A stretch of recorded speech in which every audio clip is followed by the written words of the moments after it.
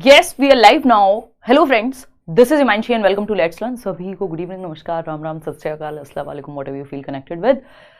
Start करेंगे आज की क्लास। इंग्लिश पेडागॉजी के लिए इंपॉर्टेंट मॉक टेस्ट रहेगा जो नए पैटर्न पे क्वेश्चंस पूछे जा रहे हैं। सिलेबस पुराना ही है बट थोड़े क्वेश्चंस को पूछने का तरीका थोड़ा कैजुअल है ना, तो उसको समझेंगे कि वो क्या है तरीका, और कैजुअल नहीं है, खैर फॉर्मल है।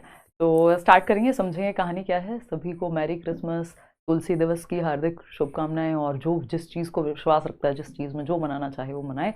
टीचर्स का काम है डाइवर्सिटी को सपोर्ट करना, ना कि कट्टरपंथी हो जाना, है ना। तो इस चीज़ में विश्वास रखते हुए, ये मैं क्यों कह रही हूँ, क्योंकि आज मैंने इंस्टाग्राम पे पोस्ट डाला था और आपके कुछ कमेंट्स आए, उस पर मैं ये बात कह रही हूँ। चलिए आते हैं, समझते हैं, फटाफट से क्वेश्चंस करते हैं। मॉक टेस्ट मानना है आपको, ये क्वेश्चंस कहाँ से आए, क्यों आए, क्या इनके पीछे का राज है, वो सब हम लास्ट में डिस्कस करेंगे। आज सबसे महत्वपूर्ण बात यह है कि क्वेश्चंस अच्छे से समझने हैं। 30 क्वेश्चंस हैं, समय कम है, ज़्यादा मॉक टेस्ट हम नहीं लगा पाएंगे इंग्लिश पेडागॉजी के, बट जितने भी लगाएंगे वो क्वालिटी होगा। तो ये सेशन बहुत बहुत बहुत महत्वपूर्ण है। अगर आप ठीक से समझ पाते हैं, ये PDF मिल जाएगा आपको टेलीग्राम चैनल पे, और नोट्स वगैरह जो है फ्री वो भी आपको वहीं से मिल जाएंगे। तो आपके लिए ये सेशन 110% यूजफुल होगा एग्जाम में, है ना। अच्छा, मैंने चश्मा ही नहीं लगाया हुआ, वाह।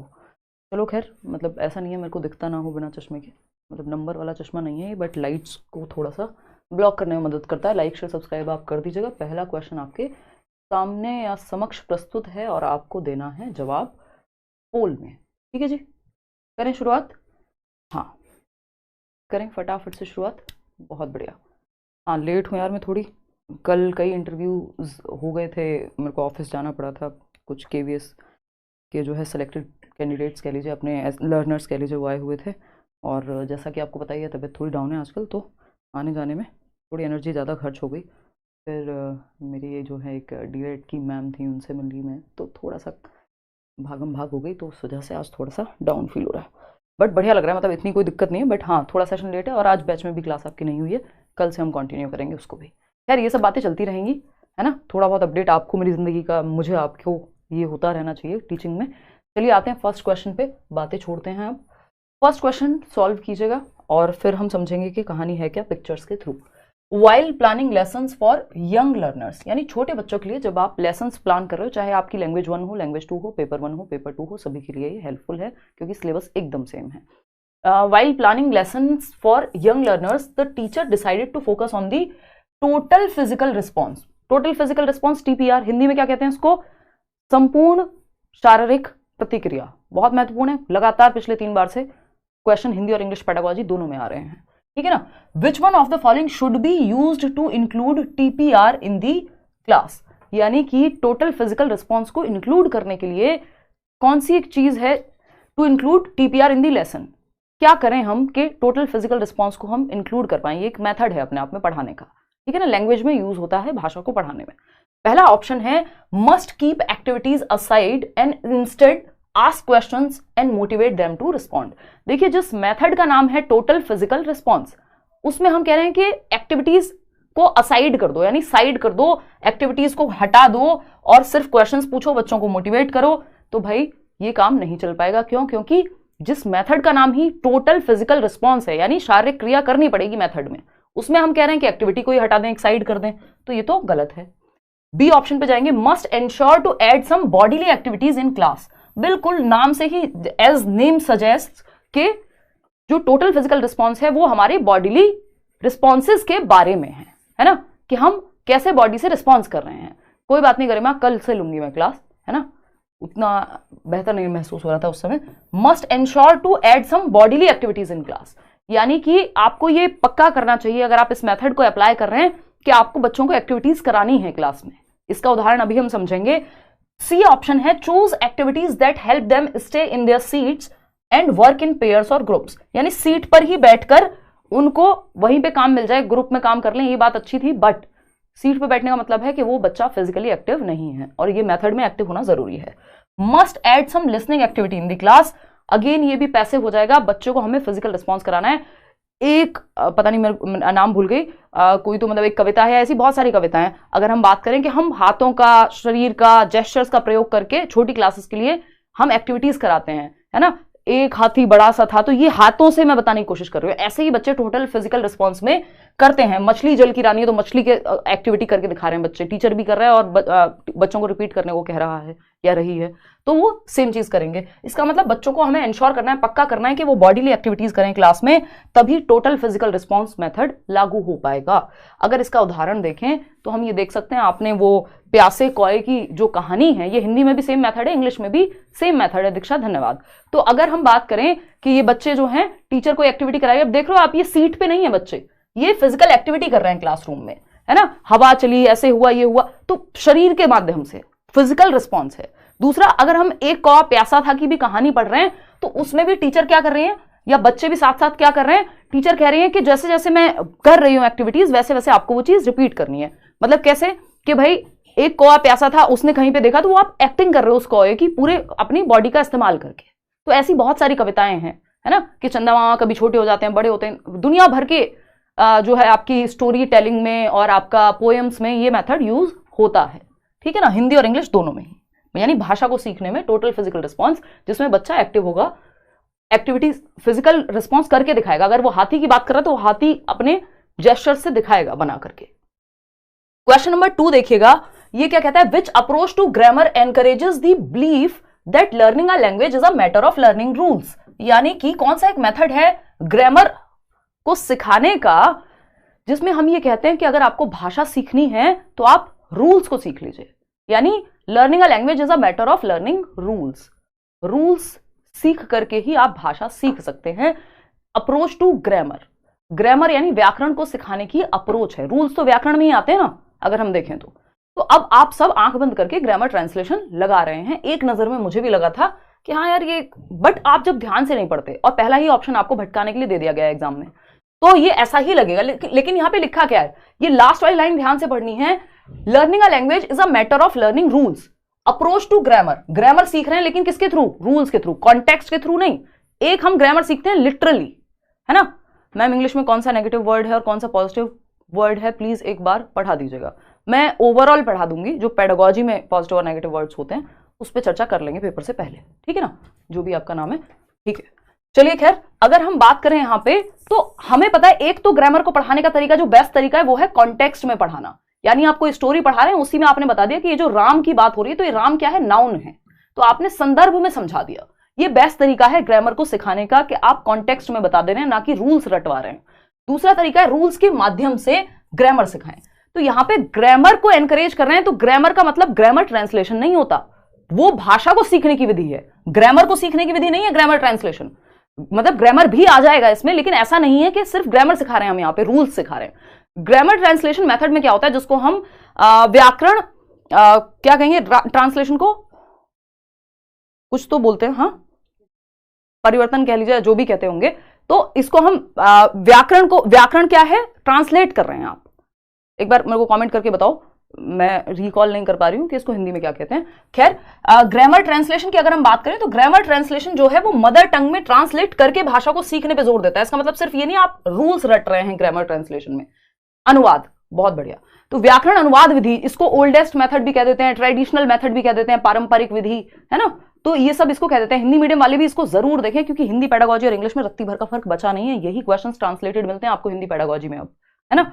तो चाहे समझ में कम आए, आपको लगे इंग्लिश मेरे पास है ही नहीं, मैंने तो चूज ही नहीं की, मैंने तो संस्कृत ले ली, कोई और भाषा ले ली, बट फिर भी इंग्लिश पेडागोजी के सेशन को देखिए, वैसे ही कम सेशन में लेने वाली हूँ इंग्लिश पेडागोजी के। ग्रामर ट्रांसलेशन की अगर मैं बात करूं, तो ये मदर टंग में यानी मातृभाषा में आप कन्वर्ट कर देते हैं, कि जब आप पढ़ रहे हैं ट्विंकल ट्विंकल लिटिल स्टार, तो उसको हिंदी में भी बता दे रहे हैं, है ना। तो यानी आप भाषा को मातृभाषा में कन्वर्ट करते हैं, जिस इसी वजह से हम इसको व्याकरण अनुवाद विधि कहते हैं, है ना, कि आप व्याकरण या भाषा को अनुवाद करके सीख रहे हैं। रूल्स ही सीखेंगे ये जरूरी नहीं है, लेकिन रूल्स के द्वारा सीखना किसी भी चीज को वो डिडक्टिव मेथड कहलाएगा, क्योंकि रूल टू एग्जाम्पल जाता है deductive method. Rule to example ये मैथमेटिक्स की पेडागोजी में भी आता है, ये आपका सीडीपी में पूछा जा सकता है, ये इंग्लिश पेडागोजी में भी, हिंदी पेडागोजी में भी, है ना। रूल टू एग्जाम्पल जाना यानी रूल्स के माध्यम से जब आप भाषा सीख रहे हैं या ग्रामर सीख रहे हैं, अगर मैं कहूं पर्टिकुलरली, तो ग्रामर में रूल्स ही होते हैं, और रूल्स के माध्यम से सीख रहे हैं ग्रामर को, कॉन्टेक्स्ट के नहीं, संदर्भ से नहीं, है ना।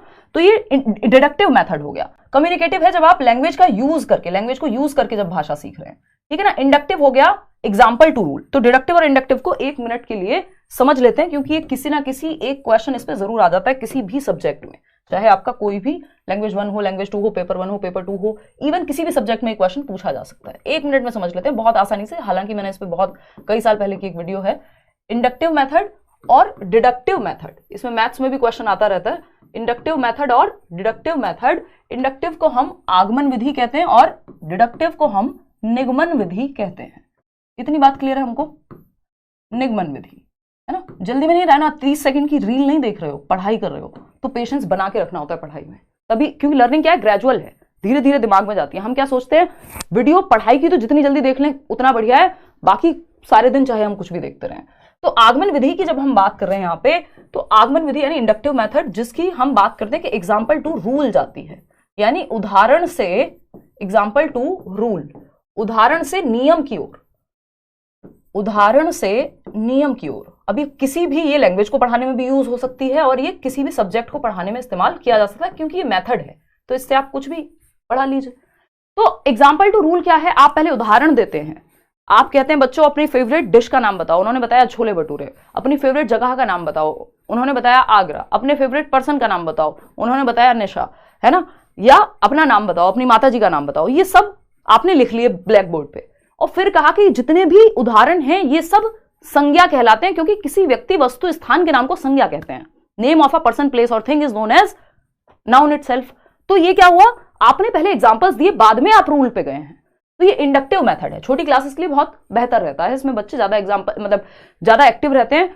प्रत्यक्ष से वो जा रहे हैं कहां, कॉन्क्रीट टू एब्स्ट्रैक्ट जा रहे हैं, अमूर्त की तरफ, है ना। रूल हम बाद में दे रहे हैं, यहाँ पे नियम हम बाद में दे रहे हैं, ठीक है ना। इसका जस्ट उल्टा ये नहीं हो जाएगा एब्स्ट्रैक्ट टू रूल जाएंगे, एब्स्ट्रैक्ट टू कॉन्क्रीट जाएंगे डिडक्टिव में, क्योंकि एब्स्ट्रैक्ट टू कॉन्क्रीट कोई मैक्सिम नहीं होता टीचिंग का। हालांकि इसका ऑपोजिट है वो चीज, लेकिन आपको ध्यान रखना है उसको गलती से भी कहीं इंडिविजुअली यूज नहीं कर लेना। डिडक्टिव के नाम पे एब्स्ट्रैक्ट टू कॉन्क्रीट नहीं यूज कर लेना, है ना, क्योंकि वो कोई मैक्सिम नहीं, सूत्र नहीं है। डिडक्टिव में ऐसा होता है, समझने के लेवल पे ठीक है बस।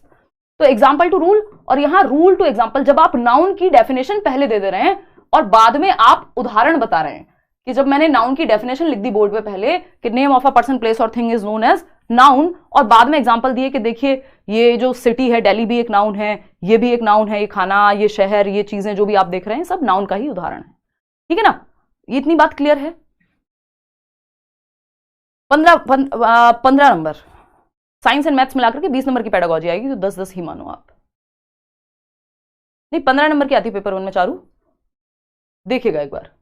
हाँ, वो 10-10 नंबर की आएगी। साइंस की पेडागोजी पेपर 2 में 10 नंबर की और मैथ्स की 10 नंबर की, 20 नंबर की टोटल आती है। तो रूल टू एग्जाम्पल यानी नियम से उदाहरण की ओर, नियम से उदाहरण की ओर, सिंपल बात है।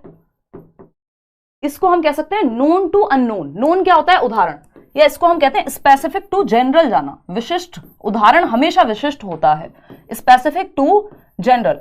और नियम हमेशा सामान्य है, क्योंकि नियम सब पे लागू होगा, सामान्य है वो सबके लिए, a+b का होल स्क्वायर सबके लिए सामान्य है।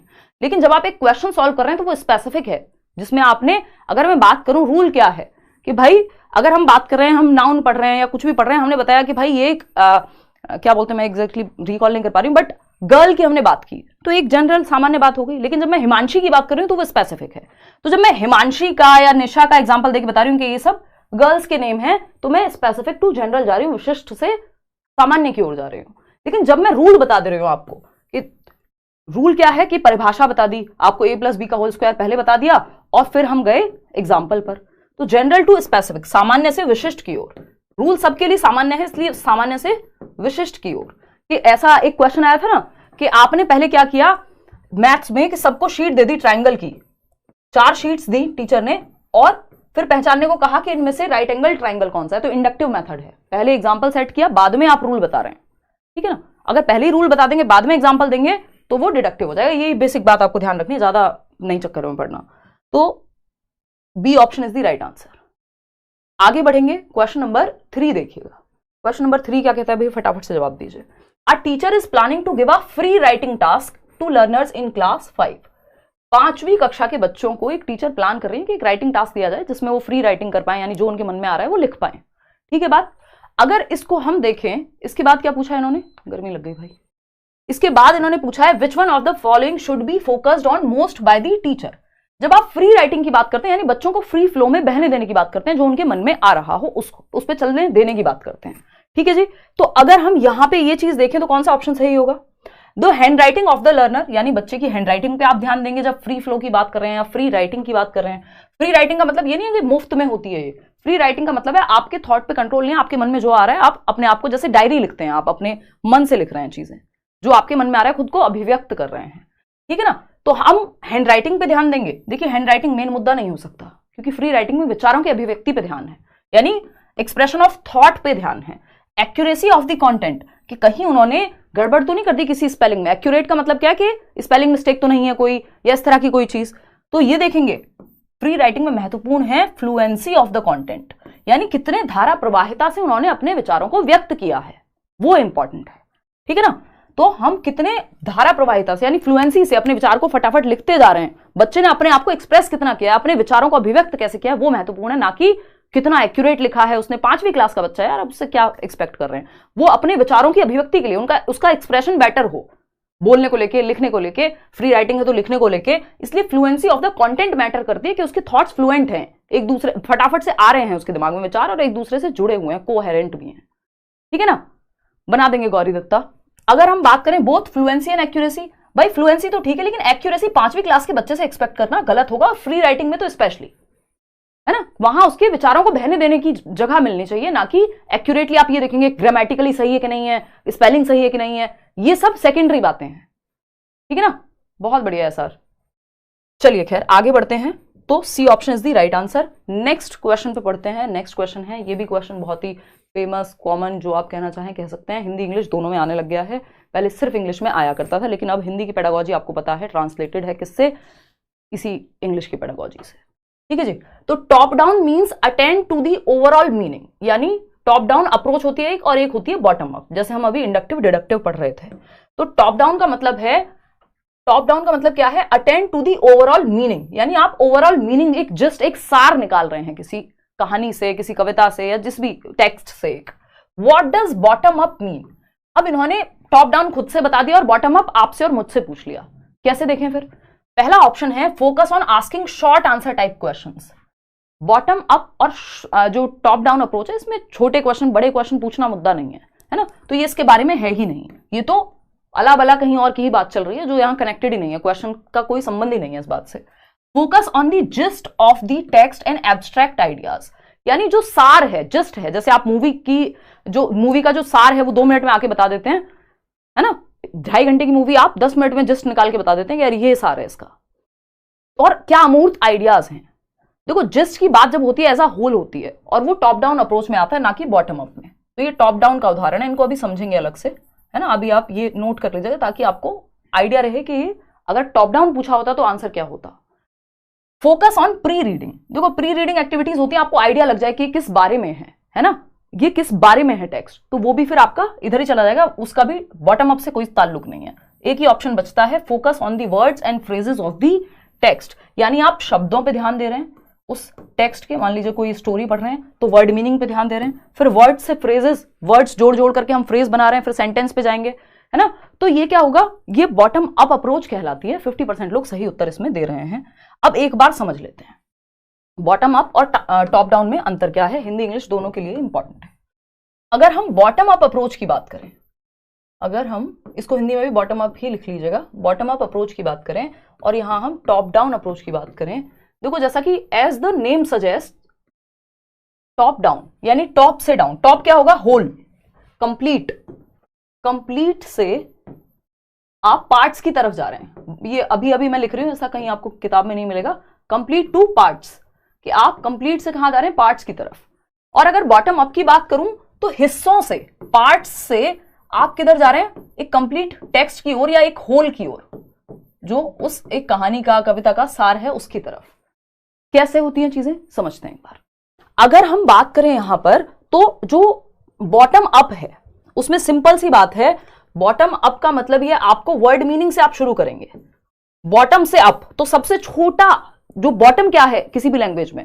अक्षर है, जिसको हम लेटर कह देंगे, ABCD, वो सीखते हैं आप पहले, है ना। तो अगर मैं कहूं लेटर्स ABCD, ये सब ABCD हिंदी है तो, और ये सब जो आपकी वर्णमाला है पूरी। अगर हम बात करें यहां पे लेटर्स की, फिर लेटर्स से हम कहां जाएंगे? हम जाएंगे फोनीम, यानी ये लेटर मिलकर के क्या साउंड निकालते हैं, तो यानी वर्ड की तरफ चले गए हम, है ना, कि वर्ड सीखा हमने। फिर वर्ड से जब हम वर्ड सीख जाते हैं तो हम किधर जाएंगे, वर्ड, दो वर्ड्स को मिला के एक फ्रेज कैसे बना रहे हैं, फिर फ्रेजेस से हम सेंटेंस कैसे क्रिएट कर पा रहे हैं, है ना, वाक्य पे जाएंगे। फिर वाक्य से हम पैराग्राफ पे जा रहे हैं, पैराग्राफ से आप स्टोरी पर जा रहे हैं। तो ये क्या हुआ, बॉटम से अप की ओर, यानी बिल्कुल निचले स्तर से ऊपर की तरफ आप जा रहे हैं, जो बिल्कुल छोटी इकाई थी एक तरह से भाषा की, जिसको हम अक्षर कह रहे हैं, वर्ण कह रहे हैं, जो भी है, तो उससे आप ऊपर की तरफ जा रहे हैं पूरी स्टोरी को समझने। तो लेटर से वर्ड, वर्ड से फ्रेज, फ्रेज से सेंटेंस, सेंटेंस से पैराग्राफ, पैराग्राफ से स्टोरी। ये क्या है, बॉटम अप अप्रोच है ना, बहुत महत्वपूर्ण है। स्टोरी कंप्लीट की तरफ आप चले गए। टॉप डाउन की वही मैं अगर बात करूं तो टॉप डाउन में हम कह सकते हैं कि टॉप डाउन का मतलब क्या है, यहां पे सिंपल कंप्लीट से शुरू करेंगे, यानी ये कंप्लीट होल है। होल का मतलब क्या है, एक स्टोरी है या एक पोएम है, वहां से शुरू किया, उसके किस पे गए आप, एक स्टोरी से पैराग्राफ पे गए, या जो भी उसमें उससे छोटी यूनिट होगी, उस पैराग्राफ से आप सेंटेंसेस पे गए, सेंटेंसेस को समझने में आपका फोकस है। फिर जब आपको सेंटेंस समझ आ रहा है, उसको आप फ्रेजेस में तोड़ रहे हैं, है ना, आपने फ्रेजेस को पकड़ा जो और छोटे होंगे सेंटेंसेस से। फिर उसके बाद आप वर्ड मीनिंग पे गए, यानी वर्ड्स पे गए। उसके बाद आप लेटर्स पे जा रहे हैं, जो सबसे छोटा है, ठीक है ना।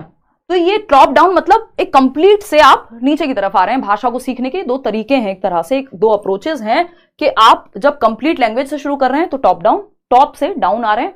डाउन किधर है, वर्ड से लेटर या फ्रेजेस से वर्ड्स, वर्ड से लेटर, ABCD। और अगर हम बात करें बॉटम अप की तो बिल्कुल लेटर से, जो निचली इकाई है वहां से शुरू करके आप ऊपर बढ़ते जा रहे हैं। ये बेसिक बात समझने में कोई दिक्कत, दुख, तकलीफ हो तो मुझे बता दीजिए, नहीं हो तो हम आगे बढ़ सकते हैं। बताइएगा एक बार। हाँ, जैसे सिलेबस की हम बात करते हैं तो हम यूनिट की बात करते हैं, यूनिट से भी फिर हम कहां जाते हैं, अलग अलग लेसन पे जाते हैं, लेसन से भी हम टॉपिक पे जाते हैं। तो वो क्या हो गया, वो हम बात कर रहे हैं टॉप डाउन की तरफ, ठीक है ना। और बॉटम अप क्या होगा कि आपने एक पार्ट से शुरू किया, फिर एक लेसन से आप गए यूनिट की तरफ, यूनिट से गए आप एक पूरे सिलेबस की तरफ। तो वो चलो नेक्स्ट क्वेश्चन अटेम्प्ट करो। तो अगर जिस्ट की बात करेगा, एक पूरे स्टोरी के कंक्लूजन की बात करेगा, तो आपको पता है ये टॉप डाउन हो जाएगा। लेकिन अगर बात यहां पे वर्ड्स या फ्रेजेस की तरफ जाने की हो रही है, या वर्ड मीनिंग जानने की हो रही है, तो वो आपका बॉटम अप हो जाएगा। तो बॉटम अप पूछा था हमसे। क्वेश्चन नंबर 5 देखिएगा, इसको अच्छे से समझना है, एक ही सेशन में बहुत सारे डाउट्स आपके क्लियर हो जाएंगे अगर इसी को अच्छे से अटेंड कर लिया तो। ठीक है जी, फटाफट से जवाब दो। आई अंडरस्टैंड मिस, चलिए जी, धन्यवाद। फटाफट से बताइए जवाब। अच्छा, धन्यवाद अंजलि, बहुत बढ़िया जी, धन्यवाद। चलिए आगे बढ़े। क्या हुआ, निशा नींद में है, थैंक यू रुकैया। देखो भाई, अगर हम बात करें किसकी, which among these is the primary responsibility of the language teacher, यानी एक भाषा के शिक्षक की या शिक्षिका की मुख्य रिस्पॉन्सिबिलिटी, मुख्य जिम्मेदारी क्या है, प्राइमरी रिस्पॉन्सिबिलिटी क्या है। पहला ऑप्शन है इंस्ट्रक्टिंग दी लर्नर्स। देखिए, पेडागोजी किसी सब्जेक्ट, किसी भाषा की नहीं होती, पेडागोजी पेडागोजी होती है। इस तरह के क्वेश्चन सब जगह पे कॉमन है, कोई भी लैंग्वेज हो आपकी। तो अगर हम बात करें कि प्राइमरी रिस्पॉन्सिबिलिटी क्या है एक टीचर की, तो इंस्ट्रक्टिंग दी लर्नर्स, उनको बस उपदेश देना, जी नहीं। Identifying the learners communicative needs, बिल्कुल सही बात है कि बच्चे की संप्रेषणात्मक आवश्यकताएं क्या हैं, उसको अपनी बात कहने में तकलीफ कहां हो रही है, उसको वो समझे। तो हम ये कहेंगे ये प्राइमरी रिस्पॉन्सिबिलिटी है। चलो फिर भी बाकी ऑप्शन चेक कर लेते हैं, हो सकता है इससे बेहतर हो। Selecting suitable content for teaching, देखिए ये सब बाद की बातें, आपने बहुत सूटेबल कंटेंट सेलेक्ट कर लिया लेकिन आप बच्चे की नीड को ही नहीं समझ पाए तो वेस्ट है वो। Grouping learners into different classes, यानी अलग अलग क्लासेस में उसको अलग अलग ग्रुप्स में बांट दो, वो भी महत्वपूर्ण नहीं है। बच्चा कहां एक्टिव है, यहां एक्टिव है। बच्चे की कम्युनिकेटिव नीड्स को समझना कि उसको अपनी बात को एक्सप्रेस करने में या दूसरे की बात को समझने में तकलीफ कहां हो रही है, ठीक है ना, वो आपकी प्राइमरी रिस्पॉन्सिबिलिटी है। बाकी सारी चीजें सेकेंडरी हैं। ऐसा नहीं कि बाकी काम आप नहीं करेंगे, इंस्ट्रक्ट भी करेंगे, बाकी सब कुछ करेंगे, लेकिन जरूरी क्या है, बच्चे को समझना। क्वेश्चन नंबर 6 कहता है a young child picks up a book, एक छोटा बच्चा है जो एक किताब को उठा लेता है। किताब मेरे पास यहां अभी मौजूद नहीं है, बट मान लेते हैं ये किताब है। किताब को उठा लेता है एक छोटा बच्चा। Holds it right side up, यानी उसने इसको सीधे किया, देख रहा है, ठीक है। एंड टर्न्स द पेजेस, अब वो पेजेस पलट रहा है, समझ आ रहा है कुछ नहीं आ रहा है, उसको भी नहीं पता। दीज एक्टिविटीज डिमॉन्स्ट्रेट, ये एक्टिविटीज क्या प्रदर्शित करती हैं, बताइए फटाफट से। तो पहला ऑप्शन है एमरजेंट सॉल्यूशन स्किल्स, यानी सॉल्यूशन निकाल रहा है वो कुछ, बट उसको तो हो सकता है इतना छोटा बच्चा है कि बुक उठा करके चेक कर रहा है बस इसमें क्या हो सकता है, क्या है, क्यूरियोसिटी से, जिज्ञासा से, कोई सॉल्यूशन निकालने के लिए तो नहीं कर रहा है, ये लिखा तो नहीं है ऐसा कुछ नहीं। वैसे ये सिंपल सिंपल आंसर इसका एमरजेंट लिटरेसी स्किल्स होता है, यानी इसको हिंदी में भी कुछ तो कहते हैं और ये आया हुआ है इस बार क्वेश्चन। एमरजेंट लिटरेसी स्किल्स का मतलब होता है कि एमर्जिंग, अभी सीख रहा है, अब उसको भाषा आती नहीं है, हो सकता है उसको बुक देख करके कुछ समझ में भी ना आए अक्षर एक भी, लेकिन जिसको हम कहते हैं भाई काला अक्षर भैंस बराबर, मतलब पता ही नहीं है, लेकिन वो उठा करके देख रहा है, देखेगा इसमें क्या चित्र है, अच्छा इसका मतलब क्या हो सकता है, मतलब वो अपने दिमाग में अभी हो सकता है उसको पढ़ना भी नहीं आता, लेकिन अभी एमर्जिंग है, यानी वो पढ़ने की तरफ, लिटरेसी की तरफ, साक्षरता की तरफ जा रहा है, इंटरेस्ट दिखा रहा है, तो वो उठा के किताब देखेगा, कुछ भी पकड़ के चला देगा, पढ़ ऐसे पेज पलटता मिलेगा आपको, उसको कुछ समझ आ रहा है नहीं आ रहा। छोटे बच्चों को हम दे देते हैं ना किताबें, तो ये कहते तो हैं कि जन्म से शुरू हो जाती है, बट 4 साल तक तो बड़ी एक्टिव रहती है ये वाली स्टेज। एमरजेंट करिकुलम प्रॉपर्टीज ये सब हमारे काम की यहां नहीं है। चलिए, एमर्जिंग का मतलब ये है कि वो चीज डेवलप हो रही है अभी। क्वेश्चन नंबर 7 देखिएगा, क्वेश्चन नंबर 7 देखिएगा, फिर हम आगे बढ़ेंगे। आपकी वजह से मैम आज मैं एक टीचर हूं, क्या नाम है जी आपका?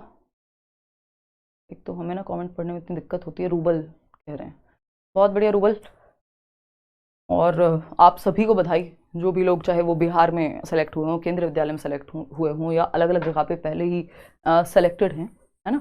ये बहुत ही खुशी की और प्राउड, गर्व की बात है कि शायद ही देश भर में कोई जगह ऐसी होगी जहाँ टीचर्स हों और अपने यहाँ से जो लर्नर्स थोड़े सीखे हैं, या हम सब ने जो मिलकर के साथ में सीखा है वो वहाँ ना हो, तो शायद ही ऐसा कोई स्कूल होगा। ये बहुत ही खुशी की बात है। देखिएगा एक बार, read the following statements and choose the correct option. क्या है भाई? असर्शन और रीजन, ये आपका फेवरेट टाइप है, कथन और इसका कारण, है ना। पहले आपको कथन को चेक करना है, फिर कारण को चेक करना है, फिर दोनों को चेक करना है कि क्या ये एक दूसरे के लिए सही है या नहीं। ये आपका, ये क्या है, ये 3 स्टेप होते हैं। पहले स्टेटमेंट चेक करेंगे, फिर रीजन चेक करेंगे, फिर दोनों को चेक करेंगे एक साथ जा रहे हैं या नहीं। असर्शन क्या है? Learners acquire languages since they are genetically predisposed to do so and the environment does not play any role in it. मतलब जो लर्नर्स हैं उनमें एक जेनेटिक क्षमता होती है, हेरिडिटी से उन्हें क्षमता मिलती है कि वो लैंग्वेज को सीख सकते हैं, एनवायरमेंट का कोई रोल ही नहीं है भाषा को सीखने में। जबकि आपको और मुझे, हम दोनों को पता है कि भैया एनवायरमेंट का, वातावरण का लैंग्वेज को सीखने में बहुत ज्यादा महत्वपूर्ण रोल है, अहम रोल है। इवन जो कहते हैं कि जिनको हम कह रहे हैं कि जिन्होंने हेरिडिटी पे या जेनेटिक्स पे फोकस किया, जैसे बाबा नोम चॉम्स्की, मतलब लिटरली बाबा नहीं है वो, बट नोम चॉम्स्की की जब हम बात करते हैं तो नोम चॉम्स्की ये कह रहे हैं कि जेनेटिक एबिलिटी है भाषा सीखने की, लेकिन एब्जॉर्ब तो वो एनवायरमेंट से करेगा भाषा, है ना। वो भाषा को एक्वायर करने के लिए एनवायरमेंट तो चाहिए, और ये कह रहे हैं एनवायरमेंट का कोई रोल नहीं है। तो ऐसा कहना तो बिल्कुल व्यर्थ की बात होगी। क्यों? क्योंकि लैंग्वेज एक वैक्यूम में डेवलप नहीं होती। वैक्यूम समझ रहे हैं? बिल्कुल खाली एक कमरे में आपने बंद कर दिया, बचपन से बच्चों को कोई मौका ही नहीं दिया भाषा सीखने का, तो वो मोगली बन जाएगा। अगर जंगल में है तो उनकी भाषा सीख जाएगा। एनवायरमेंट से भाषा आती है, एनवायरमेंट का बहुत बड़ा रोल रहता है। जेनेटिक एबिलिटी होती है, लेकिन एनवायरमेंट के बिना नहीं हो पाएगा। तो ये बात तो कहना बिल्कुल गलत है कि does not play any role in it. तो ये बात फॉल्स हो गई। ए जो है अपनी उम्मीदों पे खरा नहीं उतरा, तो फॉल्स हो गया। रीजन क्या दिया है इसका? The learner centred classroom environment has a great impact on language acquisition. यानी जो चाइल्ड सेंटर्ड क्लासरूम है, जहां बच्चों को केंद्र में रखा जाता है, उनकी एक्टिविटीज, उनकी नीड्स को समझा जाता है, वो एक ग्रेट इंपैक्ट छोड़ता है बच्चों के सीखने पे, वहां लर्निंग अच्छी होती है। ये बात सही है। तो A is false, R is true. अब दोनों को एक दूसरे के लिए चेक करने की जरूरत ही नहीं है, क्योंकि पहली बात तो वैसे ही गलत है। तो A is false but R is true. 70% लोग सही उत्तर इसका दे पा रहे हैं। सिंपल बात, भाई ए गलत है, आर सही है, बात खत्म। एक दूसरे के लिए सही है नहीं सही, तीसरी शर्त हमें देखनी नहीं है, क्योंकि पहले ही 2 पे पता लग गया। क्वेश्चन नंबर 8 देखिएगा, a way to teach reading that emphasizes understanding the meaning of words from the context in which they appear is. यानी एक अप्रोच है सिखाने की जो किस चीज पे फोकस करती है? मीनिंग को अंडरस्टैंड करने पे, मीनिंग को समझने पे, शब्दों के अर्थ को समझने पे, मीनिंग ऑफ वर्ड्स को समझने पे। किसमें? From the context in which they appear. एक स्टोरी में कोई वर्ड आया है तो उस संदर्भ में आप समझ रहे हैं कि इसका मतलब क्या होता है ना। संदर्भ में समझना सबसे बढ़िया है, ग्रामर सीखने के लिए भी, भाषा को सीखने के लिए भी। तो कॉन्टेक्स्ट में सीखना कहां पे आएगा? कॉन्टेक्स्ट में सीखना कहां पे आएगा? A way to teach reading that emphasizes understanding the meaning of words from the context in which they appear. Structural approach है, क्या हम स्ट्रक्चर पे फोकस कर रहे हैं? होल लैंग्वेज अप्रोच है, बॉटम अप अप्रोच है, क्या है? कर लो ट्राई। 33% लोग सी कह रहे हैं, कमाल कर देता हूं।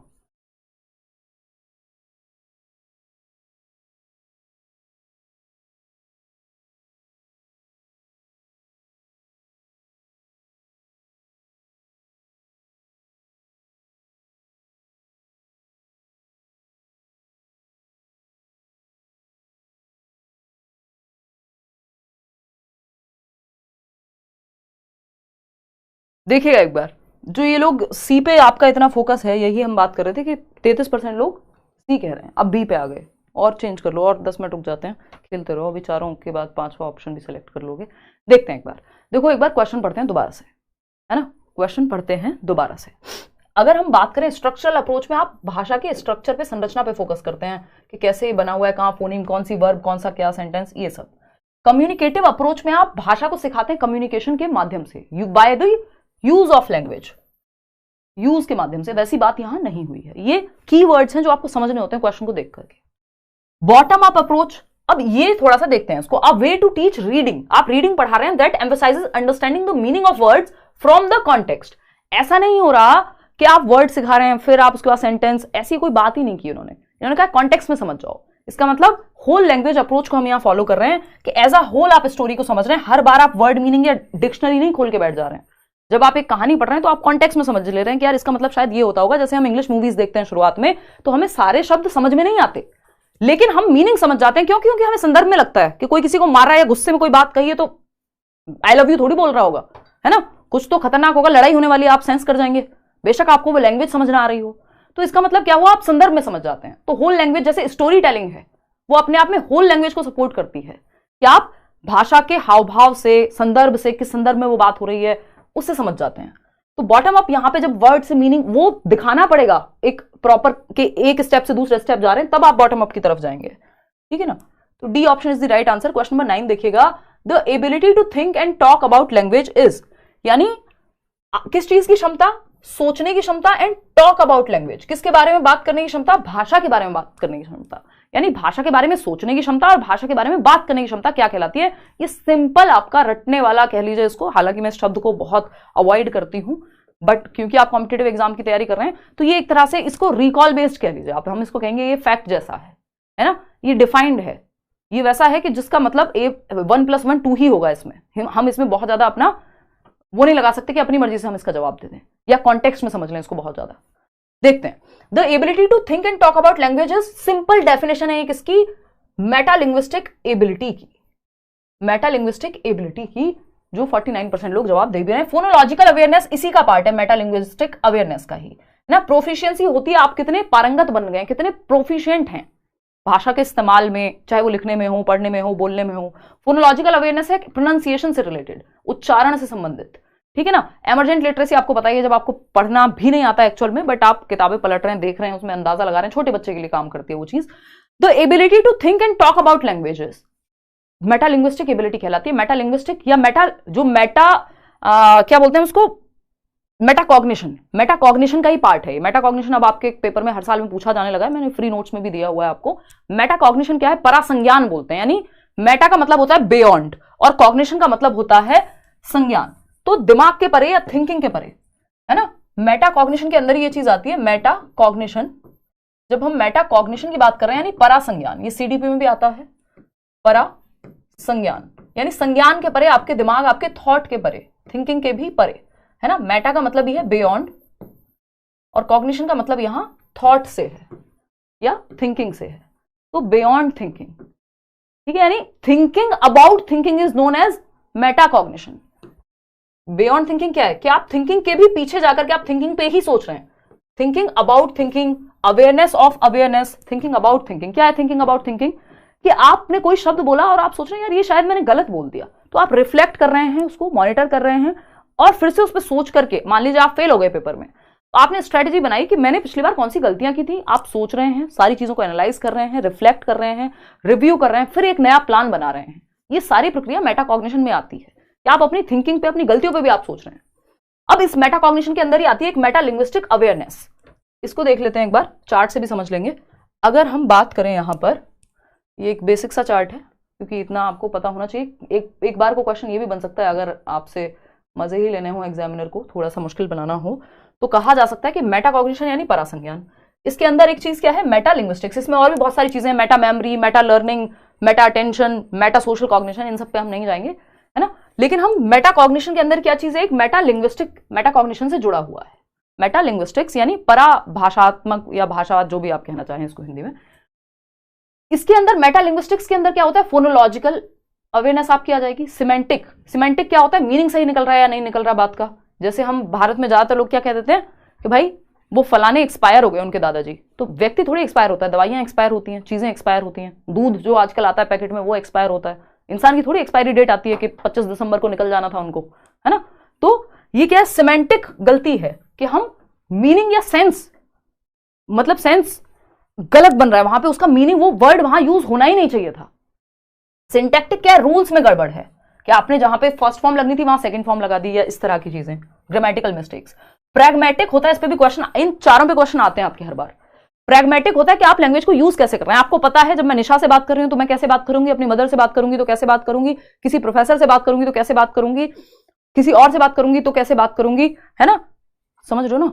तो ये क्या हुआ, ये प्रैग्मेटिक अंडरस्टैंडिंग है, लैंग्वेज को प्रैग्मेटिकली प्रैक्टिकली यूज करने से संबंधित है कि आप किसके सामने कैसी बात करते हैं। जो जिस तरह से जो टोन आपके अपने दोस्तों में होती है वैसी घर पे नहीं होती, जैसे घर पे होती है वैसे स्कूल में नहीं होती, जहां आपका वर्क प्लेस है वहां पे आप डिफरेंट होते हैं।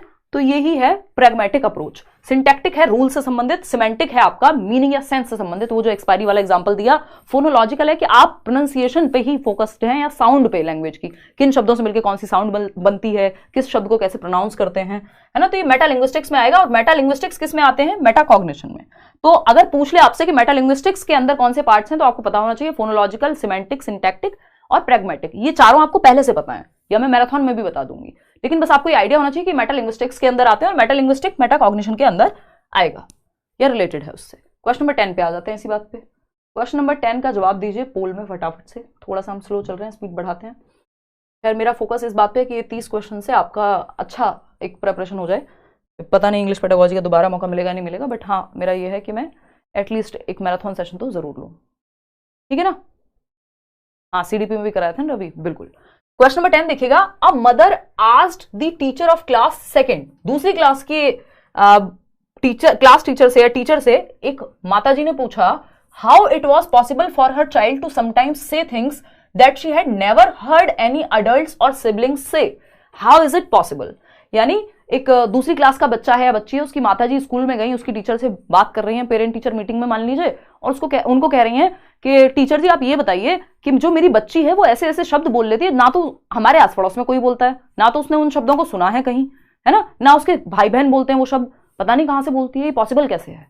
अब यहां पे क्या है, which one of the following is the apt answer to this question, भाई उचित जवाब बताइए इस बात का कि बच्ची नए शब्द कहां से ला रही है। तो आपको पता है नॉम चॉम्स्की को याद कर लीजिए, क्या होती है हमारे अंदर, लैंग्वेज एक्विजिशन डिवाइस होता है, एक एबिलिटी है, इनेट क्षमता है, इनेट एबिलिटी है, आंतरिक क्षमता है ह्यूमंस में लैंग्वेज को या ग्रामर रूल्स को जनरेट करने की। चलिए फिर भी समझते हैं क्या कहानी है। As per the constructivist approach children can invent new languages, यानी बच्चे क्या है, लिटिल साइंटिस्ट हैं, जो प्याजी कह रहे हैं, नन्हे वैज्ञानिक हैं, वो रचनात्मक होते हैं। कंस्ट्रक्टिविस्ट लोग कहते क्या है, बच्चे नॉलेज को कंस्ट्रक्ट कर सकते हैं, बच्चे ज्ञान का निर्माण स्वयं कर सकते हैं, मतलब बच्चा एक्टिव है और वो ज्ञान का निर्माण कर रहा है और इन्वेंट कर सकते हैं नई भाषा को। चलो देखते हैं। Children learn languages only by imitating adults, कि नहीं भाई वो तो सिर्फ नकल करके सीखते हैं, तो नकल करके सीखते हैं तो नई शब्द कहां से ला रहे हैं जो उन्होंने सुने भी नहीं है। The human brain is innately wired to learn languages, यानी जो हमारा मानव ब्रेन है, मस्तिष्क है, वो आंतरिक रूप से वायर्ड है भाषा को सीखने के लिए, तो वो नए रूल्स जनरेट करता है जो बाबा नॉम चॉम्स्की कहते हैं, ठीक है ना, ये बात सही है। और इसको क्या कहते हैं हम, इसको कंस्ट्रक्टिविस्ट ना कह के इनेटिस्ट थियोरी कहते हैं, जो नॉम चॉम्स्की वाली थियोरी है। A child learns language when we reinforce, तो ये तो स्किनर वाली बात हो जाएगी कि आप बच्चे को पुनर्बलन कर रहे हैं, वो तुतला के कुछ बोल रहे हैं, आप कह रहे हैं शाबाश बच्चे, तो वो अगली बार और सही से बोलेगा, है ना। ये बिहेवियरिस्टिक अप्रोच है, ये इमीडिएट वाली भी। अगर हम देखें as per the constructivist approach children can invent new languages, अगर बात होती कि नए शब्द बना रहे हैं या कुछ और, तब तक ठीक था, लेकिन नई भाषाएं बनाना ये यहां पे गड़बड़ हो गई, ठीक है ना। तो यहां पे सी ऑप्शन सही है, क्योंकि नई भाषाएं नहीं बना रहे हैं बच्चे, वो नए शब्द बना रहे हैं। तो the human brain is innately wired to learn languages, यानी हमारा ब्रेन जो है वो वायर्ड है, नई जो भाषाएं हैं उसको हम सीख पाए। क्वेश्चन नंबर 11 देखिएगा और उसमें नए नए शब्द हम बोल पाए। क्वेश्चन नंबर 11 देखिए। A technique used to facilitate early literacy which involves an adult and a child looking at a book together while the adult asks questions and encourages a dialogue followed by switching roles so that the child asks questions to the adult is called, यानी एक early literacy मतलब जल्दी बच्चा समझ पाए, सीख पाए, जो भाषा के 4 कौशल होते हैं, लिसनिंग, स्पीकिंग, रीडिंग, राइटिंग, उनकी तरफ बढ़ पाए। विच इन्वॉल्व्स एन अडल्ट, एक दादी है, नानी है घर में, या टीचर है, कोई भी हो सकता है। एक अडल्ट है और एक बच्चा है, दोनों एक बुक को पढ़ रहे हैं या बुक की तरफ देख रहे हैं, ठीक है ना। While the adult ask questions, adult ने पूछा अच्छा तुमको क्या समझ में आ रहा है, ये स्टोरी में जो ये पिक्चर्स लगी हैं इनको देख के क्या समझ में आ रहा है। बच्चे ने बताया कुछ, फिर बच्चे ने क्वेश्चन पूछा, फिर अडल्ट बात कर रहे हैं, मतलब संवाद हो रहा है। संवाद मतलब डायलॉग, और रीडिंग भी इंक्लूडेड है यहाँ पे क्योंकि बुक आ गई है बीच में। तो ये क्या कहलाएगा, डायलॉगिक रीडिंग कहलाएगा, है ना। डायलॉगिक रीडिंग या डायलॉजिक, लॉजिक तो नहीं बनना चाहिए, डायलॉगिक रीडिंग ही कहेंगे इसको, प्रोनाउंसिएशन जो है। स्टोरी टेलिंग सिर्फ तब होती है जब बीच में किताब की बात ही ना हुई होती, तो ये स्टोरी टेलिंग बन जाता है यहाँ पे। खैर उधर नहीं जाएंगे हम क्योंकि आपका भरोसा नहीं है, अगली बार क्वेश्चन कुछ और पूछेगा, आप सोच रहे अच्छा किताब नहीं है, चलो स्टोरी टेलिंग लगा देते हैं। मॉडल रीडिंग होता है टीचर ने आपको पढ़ के सुनाया सही उच्चारण के साथ, और आप उसको फिर बाद में बच्चा कोई और पढ़ रहा है टीचर के पीछे पीछे। शेयर्ड रीडिंग होती है, बच्चे ग्रुप में पढ़ रहे हैं। चलिए खैर D option is the right answer over here. आगे बढ़ेंगे क्वेश्चन नंबर 12 पर, देखिएगा एक बार क्या पूछा है क्वेश्चन में।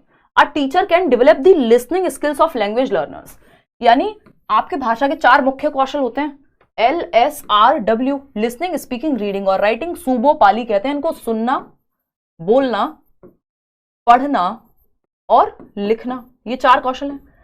सीक्वेंस इनका ये रहे तो बेहतर है, सिर्फ यही नहीं होता, सीक्वेंस में ही नहीं सीखे जाते, बट सीक्वेंस में सीखे जाने चाहिए, साइकोलॉजिकली बेटर रहता है, ठीक है ना। LSRW की हम बात करें तो लिसनिंग को बेटर कैसे करें, यानी सुनने की क्षमता के वो सुन के ज्यादा बेहतर समझ पाए, इसको बेहतर कैसे करें ये पूछा है।